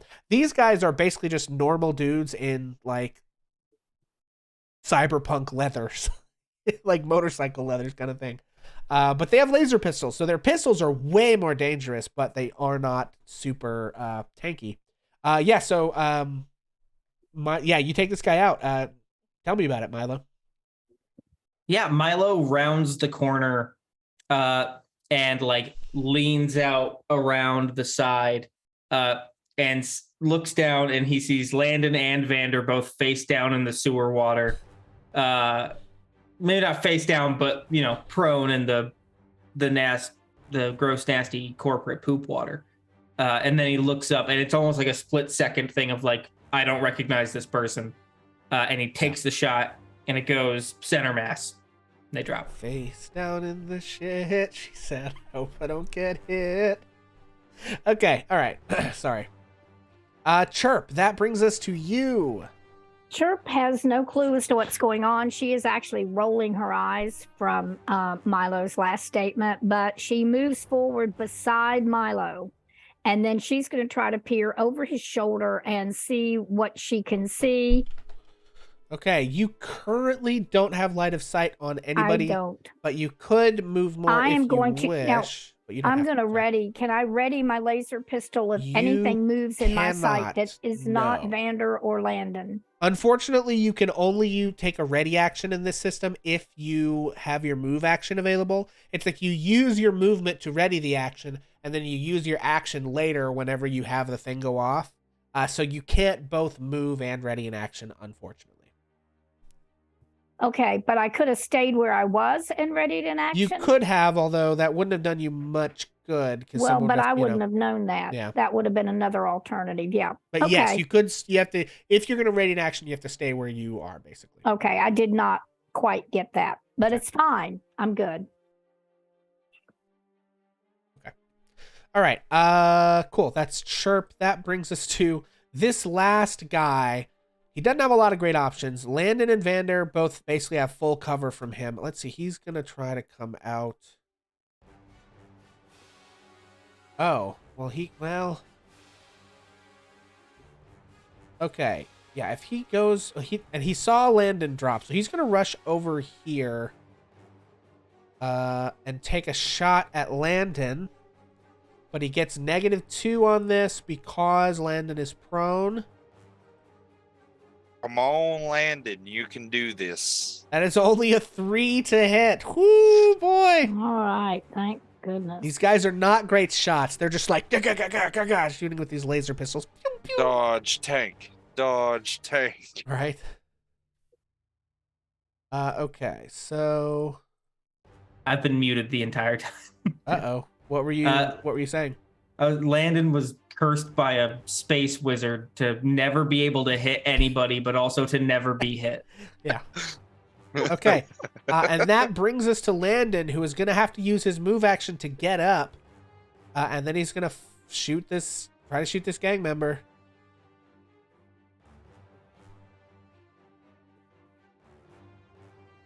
Can he do it? Oh my God, 14 hits. And all right. They only have 1 HP to begin with, so he pops up and fires off, not knocking out, but killing this last guy. And then he is going to move.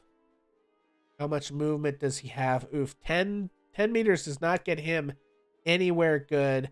Oh, no, he had to use his move to stand up, so he's out of movement. Okay, this guy's dead. Vander, that's you. You do. So that's all the visible guys. But you think there's probably more here than that. What would you like to do? You can see 2 more hallways from where you guys currently are. Okay, so right now Vander's just going to use his move action to get up, is what he'll do. Oh yeah, you've got to use yours to get up. Okay, you also have a Yep. main action which you could use to dash if you wanted to go anywhere. Yeah, I'll use the main action, the dash. That's 10 meters, right? Yes. So that's 12. We're going to move right here next to the wall. So Okay. right here, I think is what it was. Okay. Next to the wall. That'll work. All right. Okay, let's see what's happening off screen. Anything important?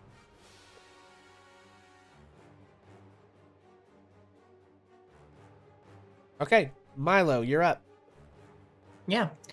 Firstly, I imagine when Landon finally gets the killing blow, that it's straight up playing the like sweet victory song from SpongeBob as he like slow motion shoots this guy in the head.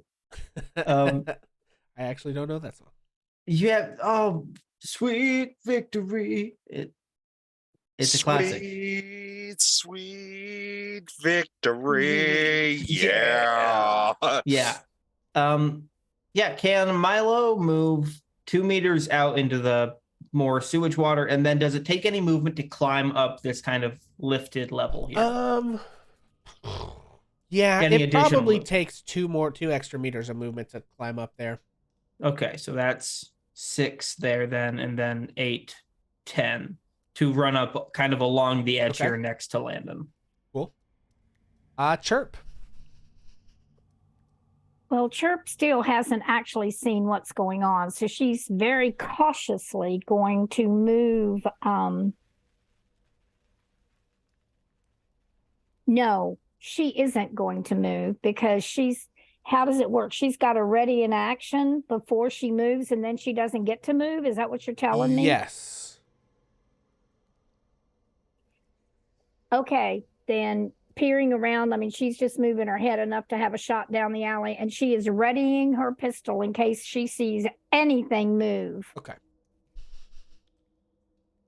Right, let's see. This guy got shot. He's dead.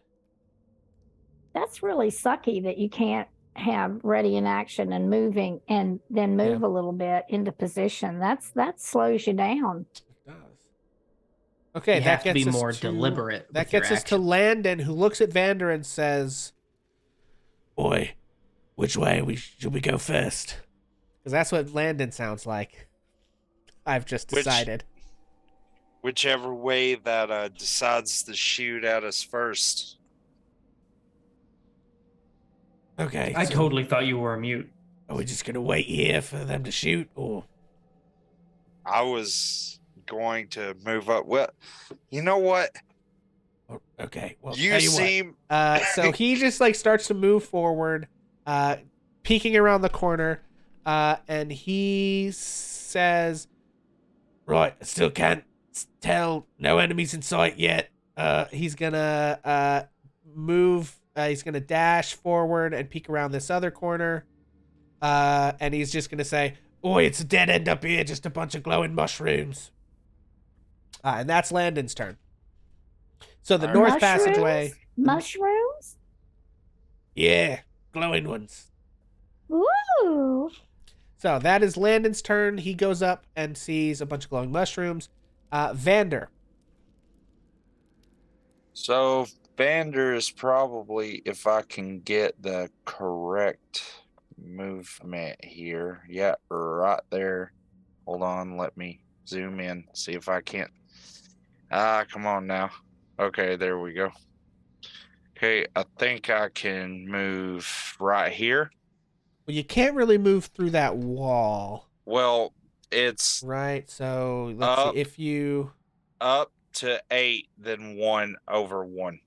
Right here. So the farthest you can move is just south of those rocks.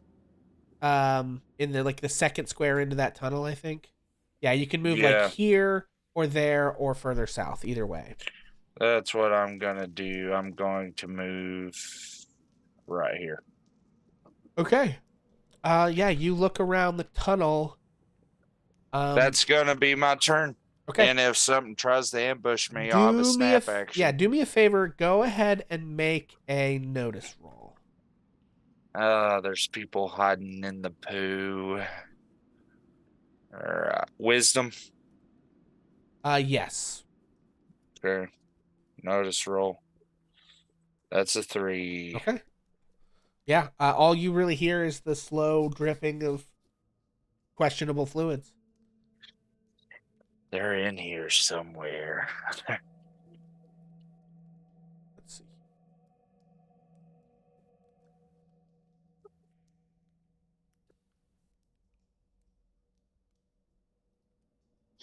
I see that.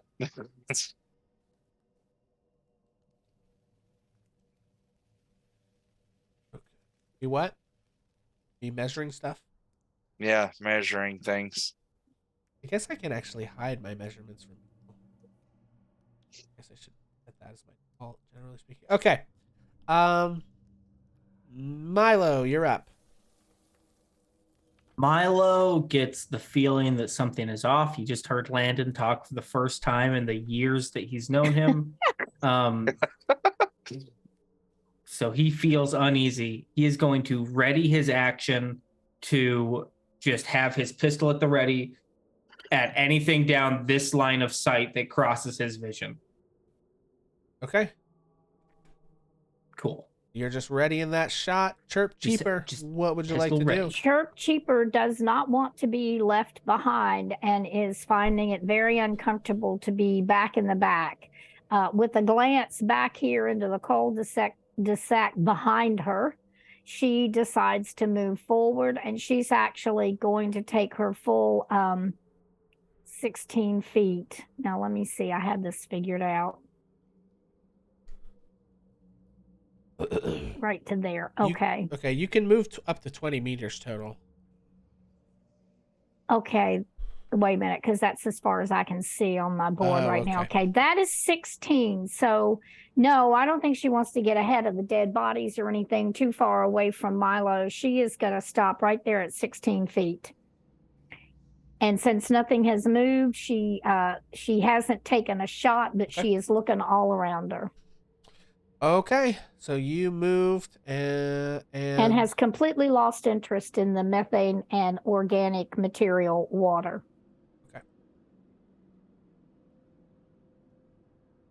Okay. That brings us back to Landon, who is going to come back this way. Let's see. Can he see anybody from here? No. And then he is going to try to rush across to this corner to try to keep those like lines of view visible or whatever. And I think he's going to maybe signal to Vander that he does not see any bogeys from his current location. So that brings us to Vander. All right, so YOLO, first of all. There's 10, and you know what? I'm just going to do it. I'm going to move right here, and that will be it from Vander. Okay. Vander, you also do not see anybody, but Vander and Landon can make notice checks once again. I will do so. That. Does an 11 do it? We'll find out. Give me 1 second. Vander got a 9.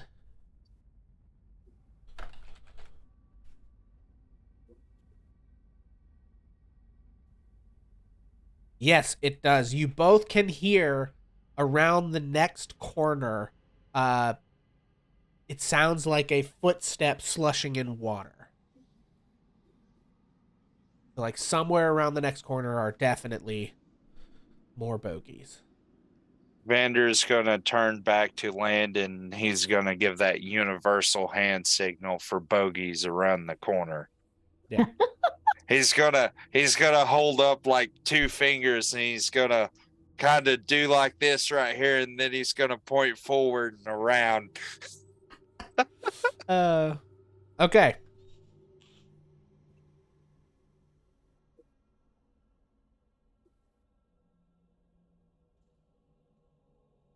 Okay.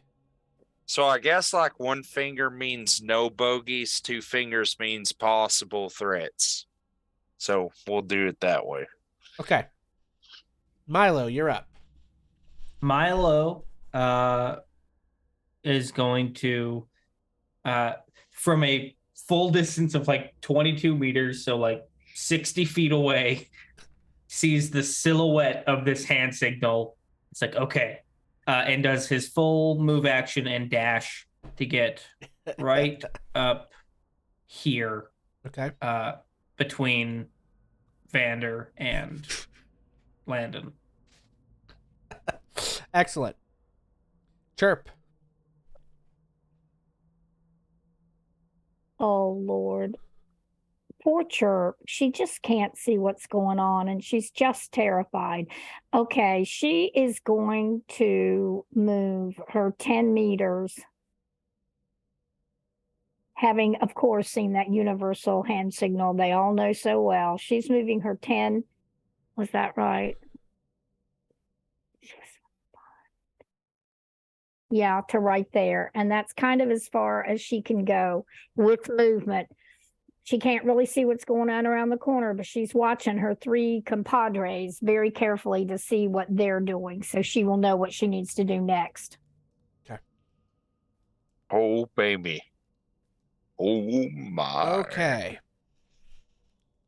And that was my movement. I didn't get a main action because I basically don't have one. Yeah. I mean, I guess if stuff pops off, you can make a snap action, which gives you a -4 penalty, but okay.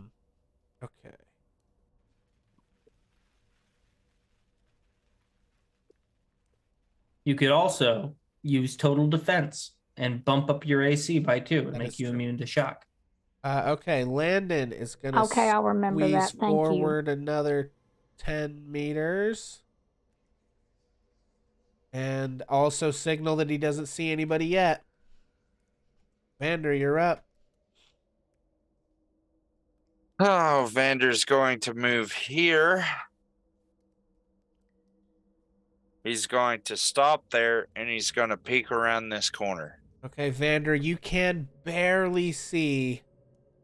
Actually, I don't know if the light may be letting you see someone that you really couldn't see here. Yeah, I don't think I'd be able to see them, so. Yeah. Then Vander turns back and does no contact yet. Yeah, we'll just sort of do that because that's a little more accurate to what we're really looking at here. Okay. Great. That brings us. Okay. Are you guys trying to be stealthy at this point? I feel like all the gunshots. Yeah. Well, they've heard, but I think you probably know that, like, you don't see them rushing around the corner. So it does seem like the situation of, like, they're probably waiting. So if they're waiting, you would want to try to be sneakier than not. Does that make sense? Yeah. But it's up to you guys. I don't know how you would react if you're like, it doesn't really matter. They're going to see us when they see us, and we just are going to do what we do. You know what I mean? Murder hobos. We're totally fine. We got them. Don't worry. It's us, the fellow sewer thugs. We did it. All right.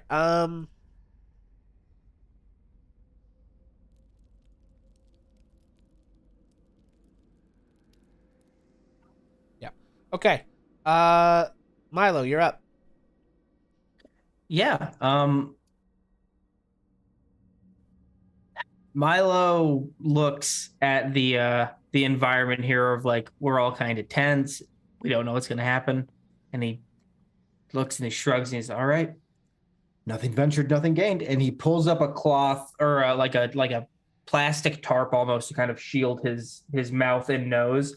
And then he runs 10 meters and he dives prone into the sewer water right here so that he can get a better point of view, pistol at the ready. Okay. Yeah. just to like take a look and make sure that if he can see anybody, which in my lighting, I cannot.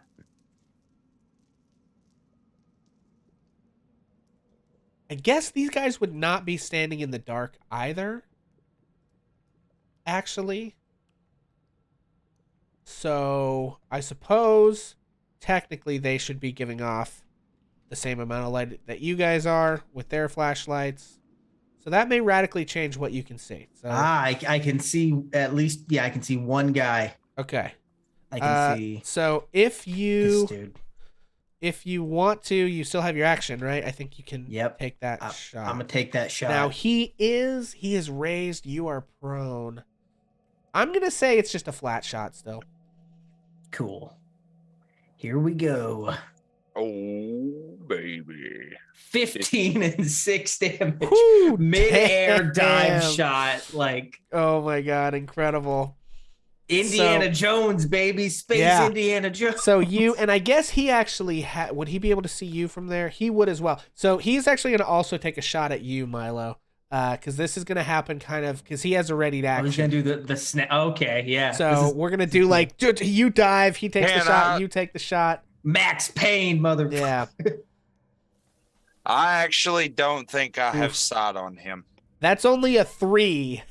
That's only so you hit, he does not. So he's a little surprised. He's like twitchily waiting, and you whoosh, and he just shoots, and then where do you hit him when you lay him out? I think it's with the 15 to hit. I think it's dead center, right between the eyes. Yes. So he's aiming, and then and his sort of the blowback kind of pushes the gun, and you just bam take him right between the eyes, and this guy is out. And then Milo yells out contact because he forgot the hand signal for I just shot a guy. Okay, Milo yells contact. That guy goes down. Chirp, you are up. All right, hearing that yell, Chirp just moves right out into the place. Okay, and she's moving right here, and she's behind whoever that is and looking to see what she can see. Yeah, from here, Chirp, you cannot see anybody. I know this is like the most frustrating combat Jesus, possible. And I Chirp. stopped, so I can't do anything else. Okay. I mean, you could use your main action to also move, but then you wouldn't be able to take a snapshot if you wanted. So. Yeah, and I'm so vulnerable. If I get out in front, I'm sorry. I feel like I'm a total waste of a person here, but I got to be careful, guys. This is a character that would be very, very useful outside of the combat only session. But that's, I think that's part of the why I wanted to do this tutorial in terms of seeing like, yes, we're not seeing the stuff that happens outside the combat, but it is important to know like how do these different classes, work. So, okay. So anything else from Chirp? No. Okay. Because she can't ready an action. Well, can I? I moved and I stopped. No, you can't. Yeah, I hate that about this. I have to tell you, it's really it's cruel. It is rough. Okay, so Landon is gonna creep forward. Oh my god. Okay. I guess Landon would have actually crept forward to here. Oh, stop that. Get out of here. Okay, so he just barely creeps around the corner and signals that he can't see anybody. But he doesn't want to, because like we all know that it's gonna pop off when it pops off. So he's being extremely cautious and just getting like the next little bit closer. Vander, you're up. Okay, so what Vander's gonna do is Vander's gonna move 10 meters here. Woo! Yeah, okay. Let's go. All right, me. so 3 laser shots coming at Vander. Oh, God. All right, let's do it.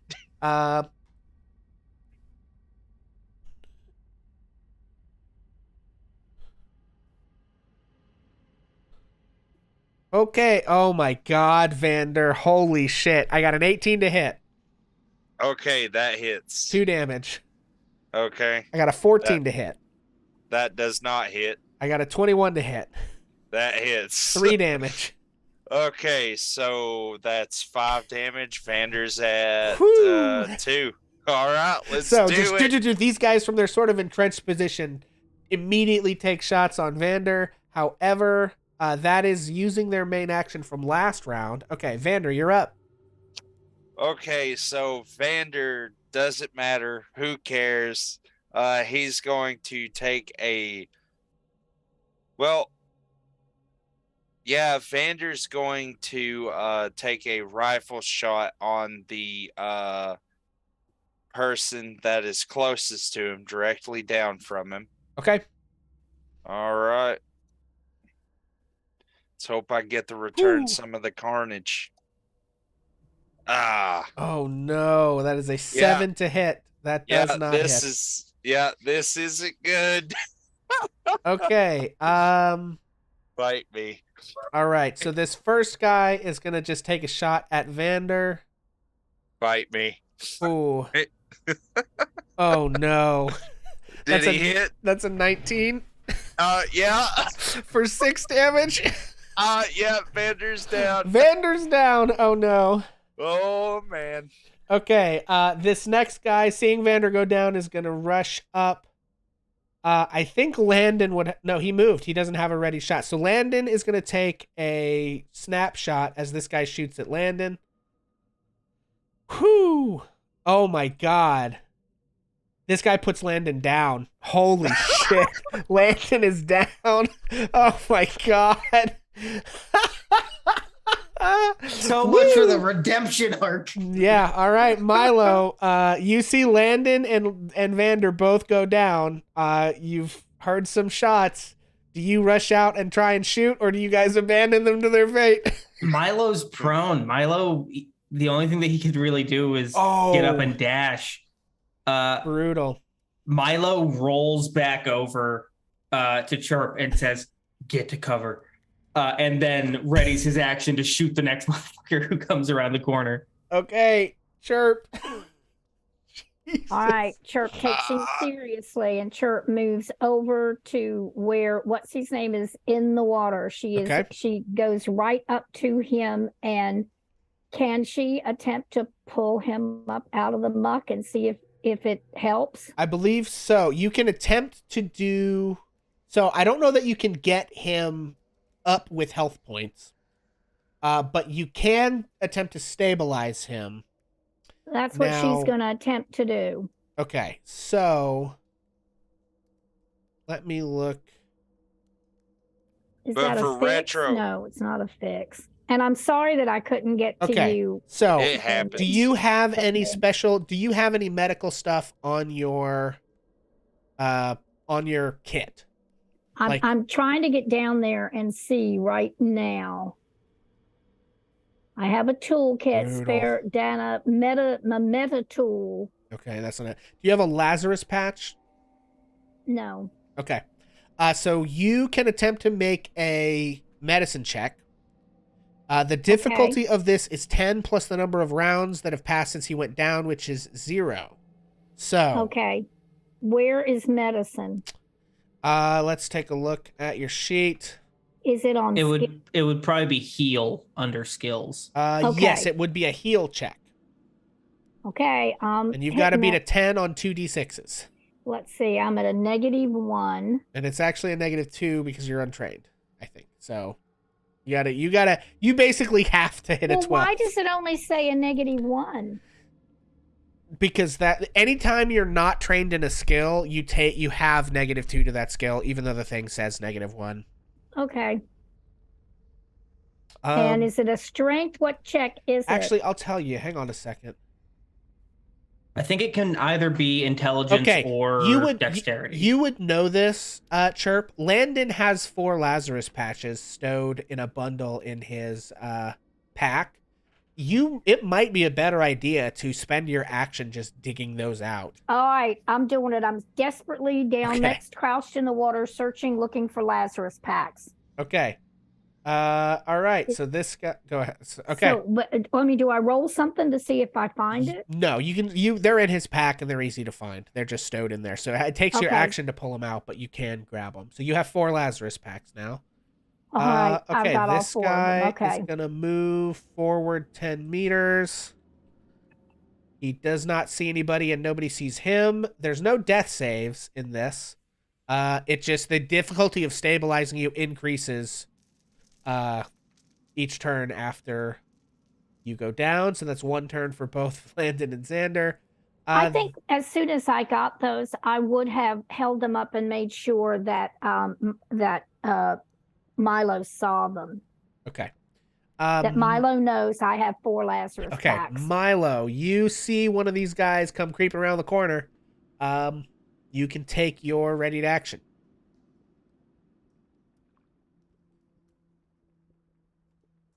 You were muted whenever you said that.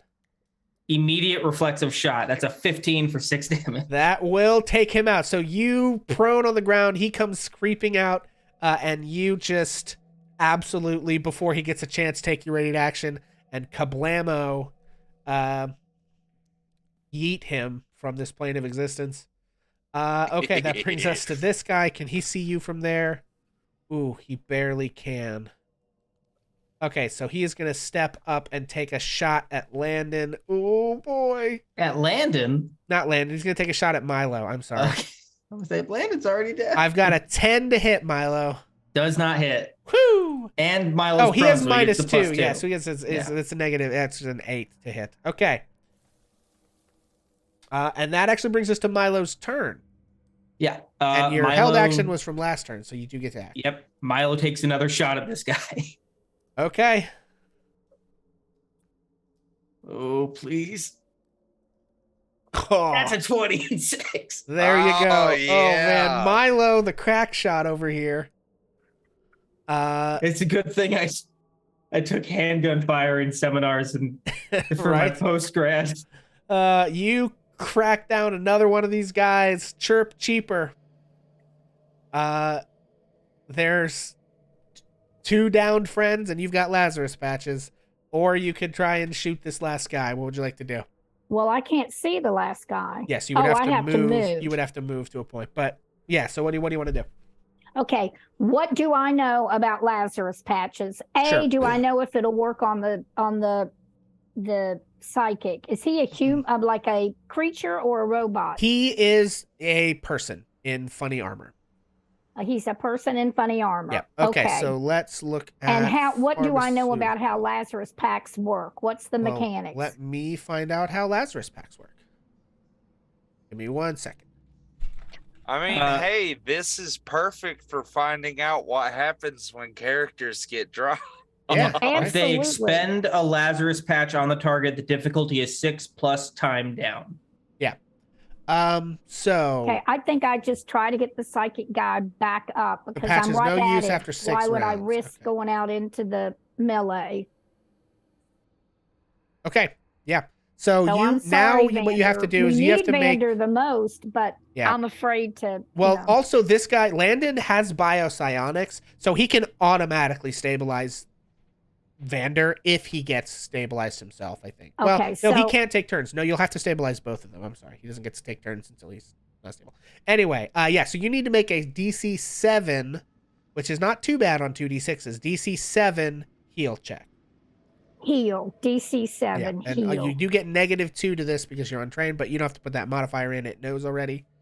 Oh, I don't have to put the modifier. You but don't it have to put the asked modifier. Me for it. Yeah, you don't have to put it in. It knows. This is if you have something extenuating that helps you Okay. more, so or hurts you more. So And am I using strength?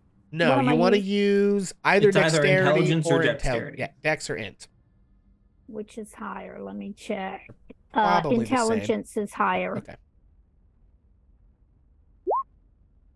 8. Woo, Success. yeah, baby. So you stabilize Landon. I guess we'll put a little green pip on him for stabilized. We'll put a little red pip on Vander for not stabilized.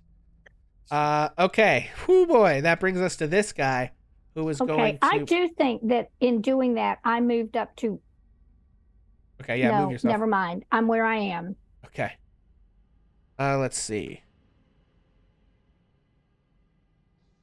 Okay, so he sees a medic and a guy with a gun. He's gonna go for the guy with the gun. The He guy just- with the gun. He just has to. Good guy, bad guy. I'm the guy with the gun. I was about to say the same thing. That is a 10 to hit Milo. Does not. Oh, now here's all my bad rolls back. Thank Okay. God. That's Landon. Landon is stabilized. Does it say it? Okay, hang on. Injury, death, and healing.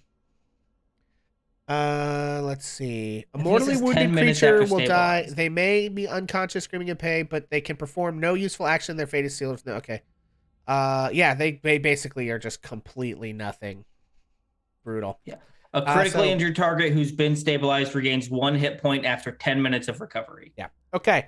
So that's Vander. That's another round going by for Vander. Milo, you are up.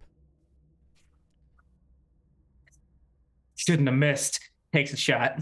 Take the shot. Take the shot, Milo. That is a 9. Oh no. And he says, "Neither should you." That's what he sounds Your like. voice That's what this, sucks. That's the thing I'm sensitive about. Good. Okay, Chirp. That's you. There is Okay, there is now an Chirp can see the asshole guy. in between you and Vander. Chirp can see the guy. Finally, she's got her eyes on something. Not a problem. She hauls off now, finally, and gets her first shot off with the laser pistol. Right? Did it work? 17. Woo, 17 yeah, baby. Finally. They only have 1 hit point. They only have 1 hit point. Chirp did it? Cheaper, finish You him. did it. Okay. Doesn't even wait to listen for the splash. She races across to Vander. No. Yeah, Vander, and tries to use a Lazarus patch on Vander. Okay. Because we're out of initiative yeah, now, so- or are we? Whoa, Well, wait. no, we're are we not out of- technically out of initiative, no, because you shot this guy, but like the number of turns before Vander gets stabilized increases the DC of stabilizing him. So it's basically been 3 turns now. So, yeah, so you shoot this guy, he goes down. That's the end of Chirp Cheaper's turn. And you know what? Because I feel like it, I'm going to roll a luck check for Landon. High or low? Hi. 92. Woohoo! Landon has just enough strength to stabilize Vander with biopsionics using his mastered sucker ability. He doesn't even need to commit effort to stabilize someone. Let's see what this says. Woo, yeah, baby. Yeah, sucker. Oh, you can. Oh, he actually can heal you at level 1, which he has.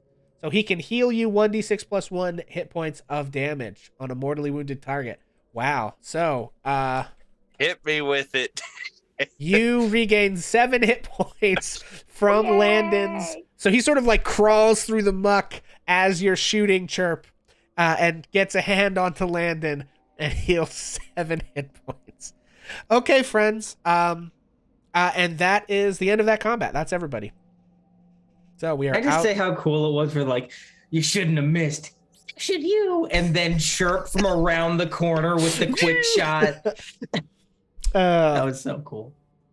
Chirp, chirp, motherfucker. Boom. Oh, man. All right, guys. Well, thank you so much for humoring me for doing this tutorial of Stars Without Number combat. If you guys are watching this on YouTube after the fact and we fucked up a bunch of rules, I'm actually going to tell us about it in the comments this time. Yeah. Don't be mean, though, because I don't want you to be mean to me. I'm very sensitive. But let us know, because I would like to know how this game actually works, to seeing how much I probably messed up all those rules. But I felt like that was relatively functional. So, I yeah, will thank tell you guys so it much. is very tough. I mean, you gotta, Yeah. and I think that that maybe Vander learned a lesson about there is no room for Leroy Jenkins in outer space. There's no room for Leroy Jenkins in outer space yet. I'm already formulating.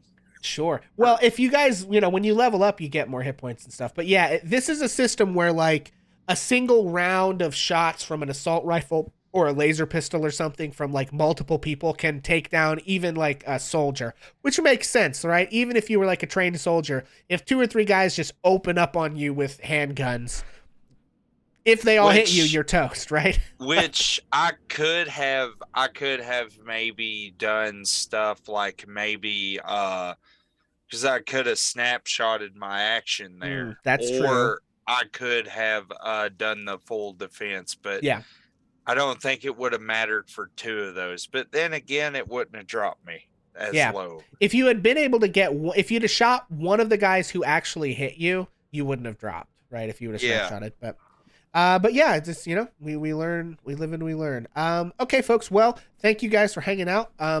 That was Stars Without Number combat tutorial. And we are going to jump into our ship combat tutorial, hopefully, in a couple weeks. I don't know exactly when that'll be, but it'll be sometime soon. And then that'll wrap up our little tutorial series. After that, when we wrap on Region of Benegar, we might play Stars Without Number. We might play Kids on Broom, but we're going to try a different system on stream and not just tutorials, like doing an actual short campaign. So, also, I guess let me know in the comments which of those 2 systems you want to see. It will be one of those 2. So if you suggest something else to me, I will ignore it. But yeah, thank you guys for hanging out. I guess we should do our usual sign off as well, starting with Jacob, who is distracted. So Yes, sorry, my neighbor's being loud. I'm here. Hi, everybody. I'm Jacob. I played Milo Stratigosi, the most violent archaeologist in the galaxy. This is a lot of fun already, just with the intense combat and the gunfights. I would love to play more of this. And honestly, this might end up on my chopping block for games to run in the future. Yeah. I'm really excited for the ship combat session. Might be able to get Ed out in that. That's kind of his forte. But I had a ton of fun. You can't find me anywhere. I'm not on any social media that you know about. Stay away from me. I'll see you guys next time. Excellent. Yeah. I feel like this would actually be a really great system to run something like Mass Effect into. Like if you're doing like a Mass Effect inspired kind of world, I think this system would work really well for that. Anyway, Daniel. I am Daniel. You can find me here in the Bonus Mom Discord. Hi, hello. I played Vander tonight, and Vander did pretty good there for a while, but hey, people make mistakes. It happens. People go down. Learning experience. Plus, I probably had it coming for a long time. I'll just leave it there. But anyways, y'all have a nice night. Excellent. And of course, last but not least, Bonus Mom. And I am Bonus Mom, and I played Chirp Cheaper tonight, and I am squishy. I have 1 hit point. I'm like those guys that we took out with 1 shot. So this was definitely a learning experience to just hang in the back and be as careful as possible. And I felt like I wasn't very effective sometimes, but I too had a really good time and enjoyed it. You saved the day at the end. What now? You saved the day at the end. I feel like if you didn't take that shot, then Milo would have gone down. You saved me. The dice were with me. And I just want to say that I am everywhere. I'm everywhere that Jacob isn't. Okay. TikTok and here. I'm not only on Ages of Einor, I'm also Bonus Mom 70 on Twitch. And sometimes I hang out in the streams of my friends, and I have a Discord and Bonus Mom's Tavern, and I'm everywhere. So I'm your Bonus Mom. Excellent. And of course, as always, I'm Pixel. I've been your game master and your Landon Trine this evening. Your useless biopsionic who can barely ever. She shot 1 guy 1 time. But also really good at healing and fully brought Vander back up to full. Although we did fudge those rules there at the end. And don't at me about that because I don't care. So that is the one rule that I don't care about because we all know that I just did that for mostly mini narrative reasons. Anyway, thank you guys for hanging out. I'm so glad. I hope that you guys have enjoyed this combat tutorial. We just threw some combat encounters together to sort of show off this system and learn it together. And I hope that you took away from this, enough to feel like you want to try to run it yourself. I run the games here on Ages of Einor for the most part. We do Region of Benegar, which is not this week, but the next one, and Curse of Strahd, which will be this week, I think. Is that right? Yes. I believe so. So those are Friday nights at 7 or 8, depending on which week it is. We're having a lot of fun with those. You can watch back episodes of that here on our YouTube if you're seeing this now. And we also are trying to spin up and do some warfare rules, which we did last week, Friday, instead of our normal game, Region of Bedegar. We did warfare. It was a tremendous amount of fun. We played a bunch of Crick Elves plus Daisy May, and it was a wild, hollering good time. You should definitely go check out that if you haven't. And it would teach you about how to run Kingdoms in Warfare from Kingdoms in Warfare by MCDM. So lots of stuff here on the channel and in the Discord, and we are super excited to have everybody with us. And that is going to do it for us tonight. We will catch you all later, and we'll see you on Friday.